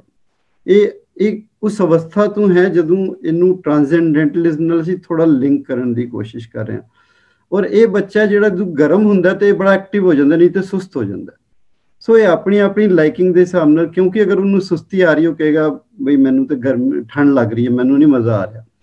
ਔਰ ਜਿਵੇਂ ਫਾਈਨਲੀ ਇਰਰੈਸ਼ਨਲਿਜ਼ਮ ਹੈ, ਉਹ ਨਾ ਇੱਕ ਪਰਸਨਲ ਲਾਈਕ ਹੋ ਸਕਦੀ ਹੈ, ਉਹਦਾ ਹੁਣ ਕੋਈ ਰੈਸ਼ਨਲ ਨਹੀਂ। ਅਗਰ ਇਹ ਬੱਚਾ ਕਹਿ ਰਿਹਾ ਕਿ ਮੈਨੂੰ ਠੰਡ ਅੱਛੀ ਲੱਗਦੀ ਹੈ ਔਰ ਇਹਨੂੰ ਇਸ ਕਰਕੇ ਗਰਮੀ ਲੱਗ ਰਹੀ ਹੈ ਕਿਉਂਕਿ ਇਹਨੂੰ ਠੰਡ ਪਸੰਦ ਹੈ, ਇਹ ਹੋਰ ਚਾਹੁੰਦਾ ਹੈ ਕਿ ਇਹਨੂੰ ਠੰਡਾ ਕੀਤਾ ਜਾਏ ਮਾਹੌਲ ਨੂੰ, ਤੇ ਇਹ ਇੱਕ ਪਰਸਨਲ ਲਾਈਕਿੰਗ ਹੈ। ਇਸ ਬੱਚੇ ਦੀ ਪਰਸਨਲ ਲਾਈਕਿੰਗ ਹੌਟ ਲਈ ਹੈ। ਹੁਣ ਸਾਡੀ ਪਰਸਨਲ ਲਾਈਕਿੰਗ ਹੈ, ਕੋਈ ਮਿੱਠਾ ਪਸੰਦ ਕਰਦਾ ਹੈ, ਕੋਈ ਮਿਰਚਾਂ ਵਾਲਾ ਮਸਾਲੇ ਵਾਲਾ ਖਾਣਾ ਪਸੰਦ ਕਰਦਾ, ਉਹਦੇ ਪਿੱਛੇ ਕੀ ਰੈਸ਼ਨਲ ਦਿਓਗੇ?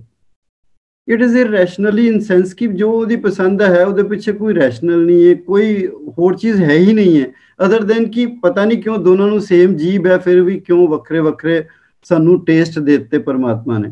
ਤੇ ਉਸ ਤੇ ਜਾ ਕੇ ਅਸੀਂ ਸਰੈਂਡਰ ਕਰਦੇ ਹਾਂ ਜਦੋਂ ਕੋਈ ਕਹਿੰਦਾ ਕਿ ਇਹ ਮੇਰਾ ਪਰਸਨਲ ਪ੍ਰੈਫਰੈਂਸ ਹੈ। ਔਰ ਇਹ ਇੱਕ ਛੋਟੀ ਜਿਹੀ ਐਗਜ਼ਾਮਪਲ ਸੀ ਜਿੱਥੋਂ ਅਸੀਂ ਹੁਣ ਸਮਝਣ ਦੀ ਕੋਸ਼ਿਸ਼ ਕਰੀਏ ਟੋਟੈਲਿਟੀ ਦੇ ਵਿੱਚ ਕੀ ਆਇਆ। Why our experiences differ, that was the basic question. ਜਦੋਂ ਦੁਨੀਆ ਇੱਕੋ ਜਿਹੀ ਹੈ ਤੇ ਫਿਰ ਸਾਡੇ ਐਕਸਪੀਰੀਐਂਸਿਸ ਕਿਉਂ ਵੱਖਰੇ ਹੋ ਜਾਂਦੇ ਆ?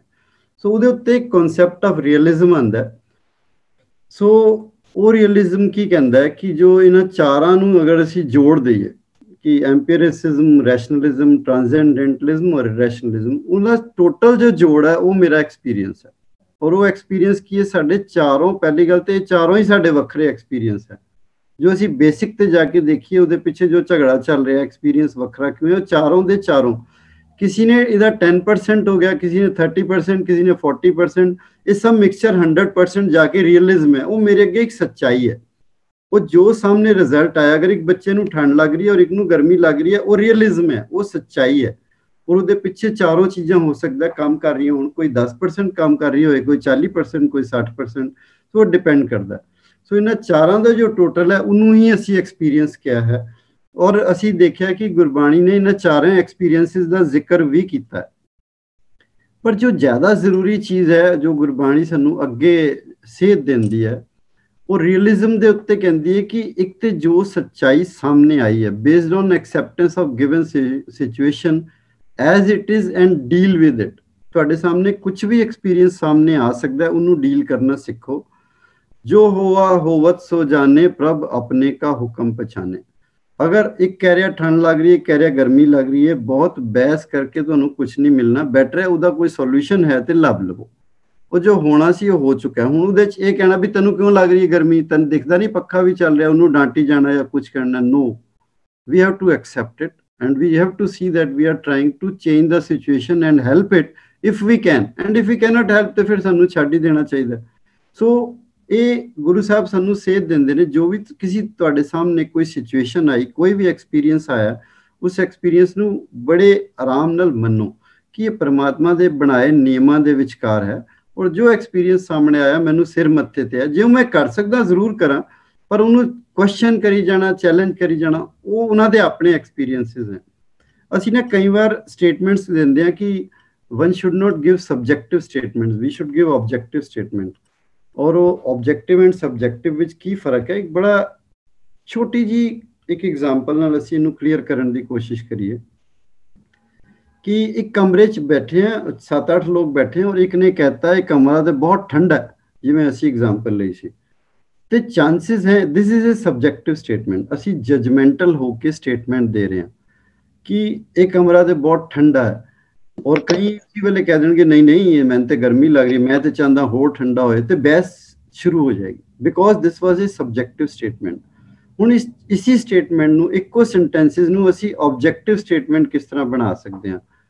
ਉਹ ਬਹੁਤ ਹੀ ਸਿੰਪਲ ਤਰੀਕਾ ਹੈ। ਅਗਰ ਮੈਂ ਇਹ ਕਹਿਣ ਦੇ ਬਜਾਏ ਕਿ ਇਹ ਕਮਰਾ ਬਹੁਤ ਠੰਡਾ, ਅਗਰ ਮੈਂ ਇਹ ਕਹਾਂ ਕਿ ਮੈਨੂੰ ਠੰਡ ਲੱਗ ਰਹੀ ਹੈ, ਫਿਰ ਇਹਨੂੰ ਕੋਈ ਕੁਐਸਚਨ ਨਹੀਂ ਕਰ ਸਕਦਾ, ਫਿਰ ਸਭ ਨੂੰ ਐਕਸੈਪਟ ਹੀ ਕਰਨਾ ਪਏਗਾ। ਫਿਰ ਜੋ ਹੋਵਾ ਹੋਵਤ ਸੋ ਜਾਣੇ, ਫਿਰ ਉੱਤੇ ਡਿਸਕਸ਼ਨ ਨਹੀਂ ਹੈ। ਅਗਰ ਕਿਸੇ ਨੂੰ ਮੈਂ ਕਹਿ ਰਿਹਾ ਮੈਨੂੰ ਠੰਡ ਲੱਗ ਰਹੀ ਹੈ, ਤੇ ਉਹ ਕੀ ਕਹਿ ਸਕਦਾ? ਫਿਰ ਤਾਂ ਕੋਈ ਬਹਿਸ ਦਾ ਸਕੋਪ ਨਹੀਂ ਰਹਿ ਗਿਆ। ਮੈਂ ਇਹ ਨਹੀਂ ਕਹਿ ਰਿਹਾ ਕਮਰਾ ਠੰਡਾ, ਮੈਂ ਤਾਂ ਸਿਰਫ ਇਹ ਕਹਿ ਰਿਹਾ ਮੈਨੂੰ ਠੰਡ ਲੱਗ ਰਹੀ ਹੈ। So we should try to give more and more objective statements which reflect our experience rather than questioning on the experience of other people। ਅਸੀਂ ਉਹਨਾਂ ਦੇ ਐਕਸਪੀਰੀਅੰਸ ਤੇ ਵੀ ਜਜਮੈਂਟਲ ਹੋ ਕੇ ਕਹਿ ਦਿੰਦੇ ਹਾਂ ਕਮਰੇ 'ਚ ਬਹੁਤ ਠੰਡ ਹੈ, ਉਹਨਾਂ ਦਾ ਤੇ ਐਕਸਪੀਰੀਅੰਸ ਨਹੀਂ ਹੈ। ਸੋ ਜਿਤਨੀਆਂ ਵੀ ਅਸੀਂ ਆਪਣੇ ਮਾਈਂਡ ਤੋਂ ਇਮੈਜੀਨੇਸ਼ਨ ਕਰਕੇ ਜਜਮੈਂਟਲ ਹੋ ਕੇ ਦੂਸਰਿਆਂ ਦੇ ਬਾਰੇ ਬੋਲਾਂਗੇ, ਉਤਨਾ ਹੀ ਪ੍ਰੋਬਲਮਸ ਵਧਣਗੀਆਂ। ਬੈਟਰ ਹੈ ਕਿ ਅਸੀਂ ਆਪਣਾ ਹੀ ਸਿਰਫ ਐਕਸਪੀਰੀਅੰਸ ਦੱਸੀਏ ਕਿ ਮੈਨੂੰ ਠੰਡ ਲੱਗ ਰਹੀ ਹੈ, ਕਮਰੇ 'ਚ ਹੋ ਸਕਦਾ ਠੰਡ ਨਾ ਹੋਏ, so then there is an answer to it, ਫਿਰ ਉਹਦਾ ਕੋਈ ਸੋਲੂਸ਼ਨ ਸੋਚਿਆ ਜਾ ਸਕਦਾ। ਸੋ ਇਹ ਬੜੀਆਂ ਬਾਰੀਕ ਜੀਆਂ ਛੋਟੀਆਂ ਚੀਜ਼ਾਂ ਤੇ ਜਿਨ੍ਹਾਂ ਦੇ ਉੱਤੇ ਅਸੀਂ ਐਕਸਪੀਰੀਅੰਸ ਕਿਸ ਤਰ੍ਹਾਂ ਸ਼ੇਅਰ ਕਰਨਾ ਹੈ। ਅਗਰ ਅਸੀਂ ਫਰਦਰ ਅੱਗੇ ਚੱਲਦੇ ਹਾਂ ਤੇ ਗੁਰੂ ਸਾਹਿਬ ਨੇ ਤੇ ਇਹ ਕਿਹਾ ਹੁਕਮ ਰਜਾਈ ਚੱਲਣਾ ਨਾਨਕ ਲਿਖਿਆ ਨਾਲ, ਇਹ ਪਹਿਲੀ ਪੌੜੀ 'ਚ ਹੀ ਆ ਜਾਂਦਾ ਕਿ ਉਹਦੀ ਹੁਕਮ ਦੇ ਵਿੱਚ ਰਜ਼ਾ ਚਾਹੋ, ਔਰ ਉਸ ਤੋਂ ਬਾਅਦ ਜੋ ਵੀ ਤੁਸੀਂ ਕਰਨਾ ਜ਼ਰੂਰ ਕਰੋ। ਪਰ ਜੋ ਐਕਸਪੀਰੀਅੰਸਿਸ ਹੋ ਰਹੇ ਆ ਉਹਨਾਂ ਤੇ ਹਰ ਇੱਕ ਨੂੰ ਕੁਐਸਚਨ ਕਰਨਾ, ਡਾਊਟ ਕਰਨਾ, ਔਰ ਐਕਸਪੀਰੀਅੰਸ ਵੱਖਰੇ ਹੋਣਗੇ, ਇਹਨੂੰ ਮੰਨੋ। ਨਹੀਂ ਤਾਂ ਫਿਰ ਰਜ਼ਾ ਵਿੱਚ ਆਉਣ ਵਾਲੀ ਕੋਈ ਸਿਚੁਏਸ਼ਨ ਨਹੀਂ ਸੀ ਆਣੀ। ਅਗਰ ਸਾਡੇ ਸਭ ਦੇ ਐਕਸਪੀਰੀਅੰਸਿਸ ਇੱਕੋ ਜਿਹੇ ਹੁੰਦੇ, ਫਿਰ ਇਹ ਕਹਿਣ ਦੀ ਲੋੜ ਹੀ ਨਹੀਂ ਸੀ ਪੈਣੀ, ਕਿਉਂਕਿ ਹਰ ਬੰਦਾ ਇੱਕੋ ਜਿਹਾ ਹੀ ਮਹਿਸੂਸ ਕਰ ਰਿਹਾ, ਇੱਕੋ ਜਿਹਾ ਕਹਿ ਰਿਹਾ, ਇੱਕੋ ਜਿਹੀ ਗੱਲ ਹੋ ਰਹੀ ਹੈ, ਫਿਰ ਤੇ ਕੋਈ ਜ਼ਰੂਰਤ ਹੀ ਨਹੀਂ ਸੀ ਕਿ ਅਸੀਂ ਉਹਨੂੰ ਡਿਸਕਸ਼ਨ 'ਚ ਵੀ ਲੈ ਕੇ ਆਉਂਦੇ। ਸੋ ਜੋ ਬਹੁਤ ਜ਼ਰੂਰੀ ਚੀਜ਼ ਹੈ ਕਿ be in peace and harmony with humble experiences of life by high level of acceptance. ਜ਼ਿੰਦਗੀ ਦੇ ਸਾਰੇ ਐਕਸਪੀਰੀਅੰਸਿਸ ਨੂੰ ਜੀ ਸਦਕੇ ਮੰਨੋ, ਕੋਸ਼ਿਸ਼ ਕਰੋ ਟ੍ਰਾਂਸਜੈਂਡੈਂਟਲਿਜ਼ਮ ਵਿੱਚ ਵੀ ਜਾਓ, ਡੀਪ ਜਾਓ, ਸਮਝੋ, ਐਕਸਪੀਰੀਅੰਸ ਗੇਨ ਕਰੋ, ਹੋਰ ਜ਼ਿਆਦਾ ਅੱਗੇ ਜਾ ਕੇ ਇਰੈਸ਼ਨਲਿਜ਼ਮ ਤੱਕ ਵੀ ਜਾਓ, ਜਿੱਥੇ ਇਹ ਨਿਕਲੇ ਮੂੰਹ 'ਚ ਵਾਹ ਪਰਮਾਤਮਾ ਕੀ ਤੇਰੀ ਕੁਦਰਤ ਹੈ, ਕੀ ਇਹ ਸਭ, ਉਹ ਐਕਸਪੀਰੀਅੰਸ ਵੀ ਗੇਨ ਕਰੋ। ਤੇ ਇਸੇ ਕਰਕੇ ਅਸੀਂ ਕਹਿੰਦੇ ਹਾਂ ਕਿ ਜੋ ਸ਼ਬਦ ਤੋਂ ਸਾਨੂੰ ਚਾਨਣ ਮਿਲਦਾ ਹੈ, ਕਿ ਸ਼ਬਦ ਸੁਣਦੇ ਜਦੋਂ ਸ਼ਬਦ ਦੀ ਅਸੀਂ ਪੂਰੀ ਗਹਿਰਾਈ ਜਾਂਦੇ ਹਾਂ, ਫਿਰ ਜਾ ਕੇ ਸਾਨੂੰ ਦੁਬਾਰਾ ਉਹ ਐਂਡ ਵਿੱਚ ਜਾ ਕੇ ਇਰੈਸ਼ਨਲਿਜ਼ਮ ਦੀ ਅਵਸਥਾ ਵਿੱਚ ਜਾ ਕੇ ਸਾਨੂੰ ਵਾਹ ਕਹਿਣਾ ਪੈਂਦਾ, ਵਾਹ ਪਰਮਾਤਮਾ ਕਿਆ ਤੇਰੀ ਕੁਦਰਤ ਹੈ, ਕਿਉਂਕਿ ਉਹਦਾ ਸਾਡੇ ਕੋਲ ਪੂਰਾ ਆਨਸਰ ਨਹੀਂ ਹੁੰਦਾ, ਔਰ ਸਾਨੂੰ ਉੱਤੇ ਸਰੈਂਡਰ ਕਰਕੇ ਵਾਹਿਗੁਰੂ ਹੀ ਕਹਿਣਾ ਹੁੰਦਾ। ਸੋ ਜੋ ਸ਼ਬਦ ਦਾ ਚਾਨਣ ਹੈ ਉਹ ਵੀ ਇਹਨਾਂ ਐਕਸਪੀਰੀਅੰਸਿਸ ਦੇ ਵਿੱਚੋਂ ਹੀ ਹੈ, ਉਹ ਵੀ ਐਕਸਪੀਰੀਐਂਸਿਸ ਦੇ ਨਾਲ ਲਿੰਕਡ ਹੈ, ਉਹ ਕੋਈ ਵੱਖਰੀ ਚੀਜ਼ ਨਹੀਂ ਹੈ। ਕਿਉਂਕਿ ਸਾਡੀ ਜੋ ਸਾਰੀ ਲਾਈਫ ਹੈ ਉਹ ਐਕਸਪੀਰੀਐਂਸ਼ੀਅਲ ਲਾਈਫ ਹੈ। ਗੁਰੂ ਸਾਹਿਬ ਨੇ ਕਿਤੇ ਇਹ ਨਹੀਂ ਕਿਹਾ ਕਿ ਸਿਰਫ ਅੱਖਾਂ ਬੂੰਦ ਕੇ ਬੈਠੋ ਔਰ ਤੁਹਾਨੂੰ ਕੁਝ ਕਰਨ ਦੀ ਲੋੜ ਨਹੀਂ। ਉਹਨਾਂ ਨੇ ਸਾਨੂੰ ਬੜਾ ਜੁਝਾਰੂ ਬਣਾਇਆ। ਸੋ ਇਹ ਇੱਕ ਵਿਚਾਰ ਸੀ ਐਕਸਪੀਰੀਐਂਸ਼ੀਅਲ ਇਹਦੇ ਤੇ, ਕਿ ਸਾਡੇ ਐਕਸਪੀਰੀਐਂਸਿਸ ਡਿਫਰ ਕਿਉਂ ਕਰਦੇ ਹਨ। ਸੋ ਅਸੀਂ ਨੈਕਸਟ ਕੁਐਸਚਨ ਲੈਂਦੇ ਹਾਂ ਕਿ how to deal with randomness, variations and miseries in life. ਤੇ ਜ਼ਿੰਦਗੀ ਦੇ ਵਿੱਚ ਬੜੀ ਬੇਤਰਤੀਬੀ ਭਿੰਨਤਾਵਾਂ ਤੇ ਦੁੱਖ ਵੀ ਆਉਂਦੇ ਹਨ, ਉਹ ਸਾਰਿਆਂ ਨਾਲ ਆਉਂਦੇ ਹਨ। ਉਹ ਅਸੀਂ ਦੇਖਦੇ ਹਾਂ, ਰੋਜ਼ ਦੇਖਦੇ ਹਾਂ, ਅਖਬਾਰ ਚੁੱਕੋ ਤਾਂ ਵੀ ਪਤਾ ਲੱਗ ਜਾਂਦਾ ਦੁਨੀਆ 'ਚ ਕੀ ਕੁਝ ਦੁੱਖ ਚੱਲ ਰਹੇ ਨੇ, ਕੀ ਕੁਝ ਪਰੇਸ਼ਾਨੀਆਂ ਨੇ, ਕੀ ਕੁਝ ਹੋ ਰਿਹਾ। ਸੋ ਇਹਨਾਂ ਨਾਲ ਕਿਸ ਤਰ੍ਹਾਂ ਅਸੀਂ ਡੀਲ ਕਰੀਏ, ਕਿ ਇਹ ਸਾਡਾ ਜ਼ਿੰਦਗੀ ਦਾ ਹਿੱਸਾ ਨੇ। ਤੇ ਇੱਕ ਤੇ ਹੈ ਰੈਂਡਮਨੈਸ। ਰੈਂਡਮਨੈਸ ਹੁੰਦਾ ਕੁਝ ਚੀਜ਼ ਦਾ ਅਚਾਨਕ ਹੋ ਜਾਣਾ, ਜਿਵੇਂ ਕਿ ਅਰਥਕੁਏਕ ਆ ਗਿਆ, ਤੂਫਾਨ ਆ ਜਾਏ, ਕੁਝ ਆ ਜਾਏ। ਸੋ ਰੈਂਡਮਨੈਸ ਹੈ, ਅਚਾਨਕ ਹੋ ਜਾਣਾ। ਕੋਈ ਇਵਨ ਮਤਲਬ ਐਕਸੀਡੈਂਟ ਹੋ ਜਾਣਾ, ਇੱਕ ਇਟਸ ਆਲ ਰੈਂਡਮ। ਪਤਾ ਨਹੀਂ ਅੱਜ ਇਸ ਮੋਮੈਂਟ ਤੇ ਕੁਝ ਨਹੀਂ, ਅਗਲੇ ਮੋਮੈਂਟ ਤੇ ਕੁਝ ਵੀ ਹੋ ਸਕਦਾ ਹੈ। ਸੋ ਗੁਰੂ ਸਾਹਿਬ ਨੇ ਇਸ ਨੂੰ ਕਿਹਾ ਕਿ ਰੈਂਡਮਨੈਸ ਇਜ਼ ਪਾਰਟ ਆਫ ਲਾਈਫ। ਖਿਨ ਮੈਂ ਥਾਪ ਉਥਾਪਨ ਹਾਰਾ, ਅੰਤ ਨਹੀਂ ਕਿਛ ਪਾਰਾ ਵਾਰਾ। ਕਿ ਉਹ ਉਹਦੀ ਰਜ਼ਾ ਦੇ ਵਿੱਚ ਹੀ ਉਹ ਥਾਪ ਵੀ ਰਿਹਾ, ਉਥਾਪ ਵੀ ਰਿਹਾ, ਖਿਨ ਵਿੱਚ ਹੋ ਰਿਹਾ, ਔਰ ਹੋ ਰਿਹਾ ਔਰ ਹੋਏਗਾ, ਹੋਣਗੇ ਕਈ ਜਗ੍ਹਾ ਹੋਣਗੇ। ਉਹ ਵੀ ਐਕਸਪੀਰੀਐਂਸਿਸ ਨੂੰ ਅਸੀਂ ਅੱਗੇ ਲੈ ਕੇ ਆਈਏ। ਤੇ ਇਹ randomness is all part of life. ਤੇ ਅੱਗੇ ਇੱਕ ਹੋਰ ਸ਼ਬਦ ਕਹਿੰਦੇ ਨੇ, ਹਰਨ ਭਰਨ ਜਾ ਕਾ ਨੇਤਰ ਫੋਰ, ਤਿਸ ਕਾ ਮੰਤਰ ਨਾ ਜਾਣੇ ਹੋਰ। ਕਿ ਡਿਸਟਰਕਸ਼ਨ ਐਂਡ ਕ੍ਰੀਏਸ਼ਨ ਤੇ ਉਹਦੀ ਇੱਕ ਪਲਕ ਝਪਕਣ ਨਾਲ ਹੋ ਰਿਹਾ। ਤੇ ਇਹਨਾਂ ਮਿਸਟਰੀਜ਼ ਨੂੰ ਵੀ ਅਸੀਂ ਨਹੀਂ ਸਮਝ ਸਕਦੇ ਕਿ ਉਹਨੇ ਇਸ ਤਰ੍ਹਾਂ ਦਾ ਡਿਜ਼ਾਈਨ ਦੇ ਵਿੱਚ ਕਿਉਂ ਪਾਈਆਂ ਤੇ ਸਾਰਾ ਕੁਝ ਸਿਸਟਮ ਪਰਮਾਤਮਾ ਦਾ, ਪਾਈਆਂ ਤੇ ਪਰਮਾਤਮਾ ਨਹੀਂ ਹੈ। ਤੇ ਉਹ ਅਸੀਂ ਨਹੀਂ ਸਮਝ ਸਕਦੇ, ਪਰ ਅਸੀਂ ਉਹਦੇ ਨਾਲ ਡੀਲ ਜ਼ਰੂਰ ਕਰ ਸਕਦੇ ਹਾਂ। ਜਿਸ ਤਰ੍ਹਾਂ ਸਾਨੂੰ ਗੁਰੂ ਸਾਹਿਬ ਸੇਧ ਦੇਣਗੇ, ਅਸੀਂ ਇਹ ਨਹੀਂ ਕਿ ਇਹਨੂੰ ਹਮੇਸ਼ਾ ਹੋਣ ਤੋਂ ਰੋਕ ਹੀ ਲਵਾਂਗੇ। ਠੀਕ ਹੈ, ਅਗਰ ਸਾਡੀ ਕੁਝ ਰੋਕਣ ਦੀ ਹੈ ਤਾਕਤ, ਜਾਂ ਜੋ ਵੀ ਪਰਮਾਤਮਾ ਨੇ ਬਖਸ਼ੀ ਅਗਰ ਕਰ ਸਕਦੇ ਹਾਂ, ਜ਼ਰੂਰ ਕਰਨਾ ਚਾਹੀਦਾ। ਪਰ ਐਸਾ ਹਮੇਸ਼ਾ ਹੋਏਗਾ ਕਿ ਅਸੀਂ ਰੋਕ ਲਈਏ, ਨਹੀਂ ਹੋਏਗਾ। ਸੋ ਰੈਂਡਮਨੈਸ ਦੇ ਬਾਰੇ ਵੀ ਬਾਣੀ ਦੇ ਵਿੱਚ ਕਲੀਅਰ ਸ਼ਬਦ ਆਉਂਦੇ ਨੇ। ਇਹ ਵੀ ਸਾਨੂੰ ਕੁਐਸਚਨ ਬੱਚਿਆਂ ਨੇ ਪੁੱਛਿਆ ਸੀ ਕਿ ਇਹ ਸਭ ਕਿਉਂ ਹੁੰਦਾ ਹੈ। Anyway, cosmic laws are mysterious, that is what we know. ਹੁਣ ਅਸੀਂ ਅਗਰ ਗੱਲ ਕਰੀਏ ਵੇਰੀਏਸ਼ਨਸ ਦੀ, ਤੇ ਜੋ ਵੇਰੀਏਸ਼ਨਸ ਹੈ ਉਹ ਵੀ ਹੈ, ਸਾਨੂੰ ਦਿਖਦੀਆਂ ਹੀ ਹੈ। ਸੋਸ਼ਲ ਲੈਵਲ ਤੇ ਕਹੀਏ, ਇੰਟੈਲੀਜੈਂਸ ਲੈਵਲ ਤੇ ਕਹੀਏ, ਕਈ ਮਤਲਬ ਮੈਂਟਲ ਲੈਵਲ ਸਭ ਵੱਖਰੇ ਨੇ। ਸੋ ਈਵਨ ਇੱਕ ਦਾਤੇ ਇੱਕ ਭਿਖਾਰੀ ਜੀ, ਸਭ ਤੇਰੇ ਚੋਜ ਵਿਡਾਣਾ। ਉਹ ਤੇ ਕਹਿੰਦੇ ਤੇਰੇ ਚੋਜ ਨੇ, ਮਿਸਟਰੀ ਤੇ ਹੈ ਹੀ, ਵਿਡਾਣਾ ਤੇ ਹੈ ਹੀ। ਸਭ ਇੱਕ ਨੂੰ ਦਾਤਾ ਬਣਾਇਆ, ਇੱਕ ਨੂੰ ਭਿਖਾਰੀ ਬਣਾਇਆ। ਔਰ ਲੌਜਿਕ ਵੀ ਠੀਕ ਹੈ, ਕਿਉਂਕਿ ਅਸੀਂ ਤੇਰੇ ਤੇ ਕੁਐਸਚਨ ਵੀ ਨਹੀਂ ਕਰਦੇ ਪਰਮਾਤਮਾ ਕਿ ਤੂੰ ਨਿਆਂ ਨਹੀਂ ਕਰ ਰਿਹਾ।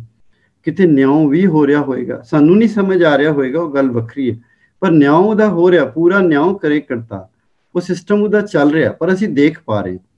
ਤੂੰ ਆਪੇ ਦਾਤਾ ਆਪੇ ਭੁਗਤਾ ਜੀ ਹੋ, ਤੁਧ ਬਿਨ ਅਵਰ ਨਾ ਜਾਣਾ। ਤੇ ਇੱਕ ਹੋਰ ਬੜੀ ਮਜ਼ੇਦਾਰ ਗੱਲ ਕੀ ਕਹਿੰਦੇ, ਤੂੰ ਆਪ ਹੀ ਤੇ ਦਾਤਾ ਔਰ ਆਪ ਹੀ ਭੋਗ ਵੀ ਰਿਹਾ ਪਰਮਾਤਮਾ। ਮੈਂ ਤੇ ਉਸ ਅਵਸਥਾ 'ਚ ਮੈਨੂੰ ਲੈ ਜਾ ਜਿੱਥੇ ਮੈਂ ਇਹ ਦੇਖ ਪਾਵਾਂ ਕਿ ਦਾਤਾ ਵੀ ਤੂੰ ਹੀ ਔਰ ਭੁਗਤਾ ਵੀ ਤੂੰ ਹੀ।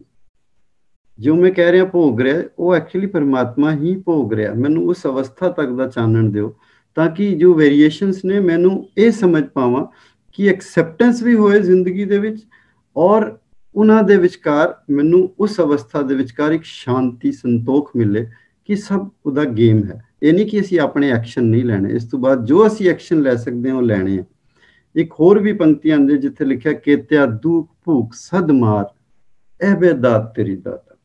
ਕਹਿੰਦੇ ਪਰਮਾਤਮਾ ਕਈਆਂ ਨੂੰ ਦੁੱਖਾਂ ਔਰ ਭੁੱਖਾਂ ਦੀ ਡਿਸਟ੍ਰੈਸ ਬੜੀ ਕੌਂਸਟੈਂਟ, ਜਿਵੇਂ ਅਬਿਊਜ਼ ਹੁੰਦਾ, ਉਹਨਾਂ ਨੂੰ ਮਾਰ ਪੈ ਰਹੀ ਹੈ।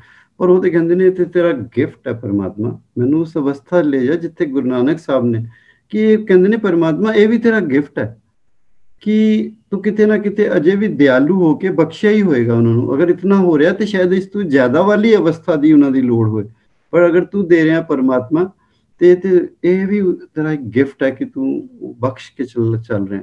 ਕਿਉਂਕਿ ਉਹਨਾਂ ਨੇ ਆਪ ਚੋਇਸ ਨਾਲ ਲਈਆਂ ਨੇ ਚੀਜ਼ਾਂ। ਇਹ ਸਾਨੂੰ ਅੱਗੇ ਅਸੀਂ ਸੈਪਰੇਟਲੀ ਡਿਸਕਸ ਵੀ ਕਰ ਚੁੱਕੇ ਹਾਂ ਕਿ ਇਹ ਉਹਨਾਂ ਦੀ ਚੋਇਸ ਸੀ ਕਿ ਮੈਨੂੰ ਜੋ ਦੱਸਿਆ ਗਿਆ ਉਸ ਮਾਰਗ ਤੋਂ ਹਟ ਕੇ।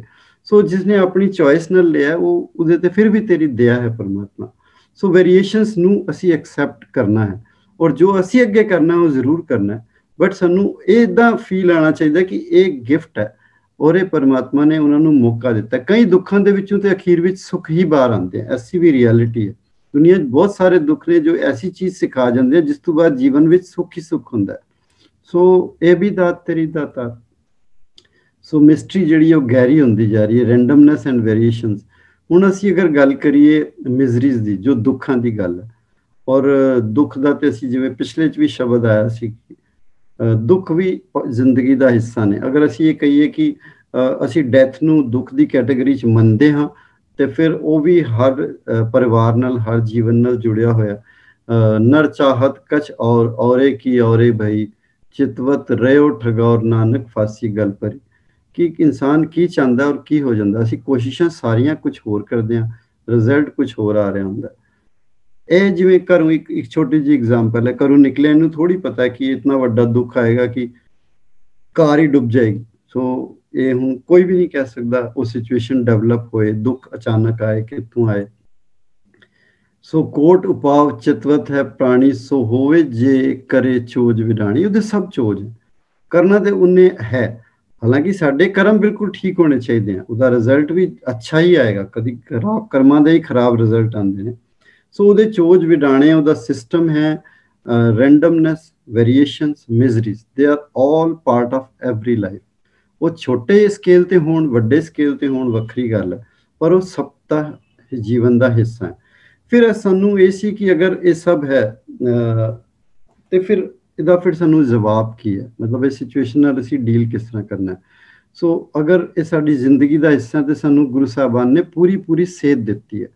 ਔਰ ਅਸੀਂ ਜੋ ਇਹਦੀ ਸੇਧ ਦੇ ਸ਼ਬਦ ਸੀ, ਜੋ ਅਸੀਂ ਥੋੜਾ ਜਿਹਾ ਗੁਰੂ ਗ੍ਰੰਥ ਸਾਹਿਬ ਨੂੰ ਸਟੱਡੀ ਕੀਤਾ, ਤੇ ਜੋ ਸ਼ਬਦ ਸਨ, ਜੋ ਸਾਨੂੰ ਇੱਕ ਸੀਕੁਐਂਸ ਜੀ ਬਣਦੀ ਚਲੀ ਗਈ, ਜਿਹਦੇ ਨਾਲ ਪਤਾ ਲੱਗਿਆ ਕਿ ਅਗਰ ਇਹਨਾਂ ਸਟੇਜਸ ਵਿੱਚੋਂ ਅਸੀਂ ਨਿਕਲੀਏ ਤੇ ਅਸੀਂ ਇਹਨਾਂ ਚੀਜ਼ਾਂ ਨੂੰ ਬੜੇ ਆਰਾਮ ਨਾਲ ਜ਼ਿੰਦਗੀ ਵਿੱਚ ਡੀਲ ਕਰ ਸਕਦੇ ਹਾਂ। ਉਹ ਅਸੀਂ ਸਟੇਜਸ ਨੂੰ ਥੋੜਾ ਇੱਕ ਸੀਕੁਐਂਸ ਵਿੱਚ ਹੀ ਸ਼ਬਦਾਂ ਨੂੰ ਲੈਣ ਦੀ ਕੋਸ਼ਿਸ਼ ਕੀਤੀ ਕਿ ਪਹਿਲੀ ਗੱਲ ਹੈ, demanding worldly joy without sorrow is meaningless. ਅਗਰ ਅਸੀਂ ਖੁਸ਼ੀ ਮੰਗ ਰਹੇ ਹਾਂ, ਜਿਵੇਂ ਕਿ ਅਸੀਂ ਮੰਗਦੇ ਹੀ ਰਹੀਦਾ, ਅਗਰ ਅਸੀਂ ਕੋਈ ਵੀ ਦੁਨਿਆਵੀ ਖੁਸ਼ੀ ਮੰਗ ਰਹੇ ਹਾਂ ਤੇ ਨਾਲ ਦੁੱਖ ਵੀ ਮੰਗ ਰਹੇ ਹਾਂ, ਇਹ ਸਾਨੂੰ ਹਮੇਸ਼ਾ ਯਾਦ ਰੱਖਣਾ ਚਾਹੀਦਾ। ਸੋ ਨਾਨਕ ਬੋਲਣ ਝਖਣਾ, ਦੁੱਖ ਛੱਡ ਮੰਗੀਏ ਸੁੱਖ। ਦੁੱਖ ਨੂੰ ਛੋੜ ਕੇ ਸੁੱਖ ਮੰਗਣਾ ਇੱਕ ਝੱਖ ਮਾਰਨ ਵਾਲੀ ਗੱਲ ਹੈ। ਸੁੱਖ ਦੁੱਖ ਦੋਏ ਦਰ ਕੱਪੜੇ,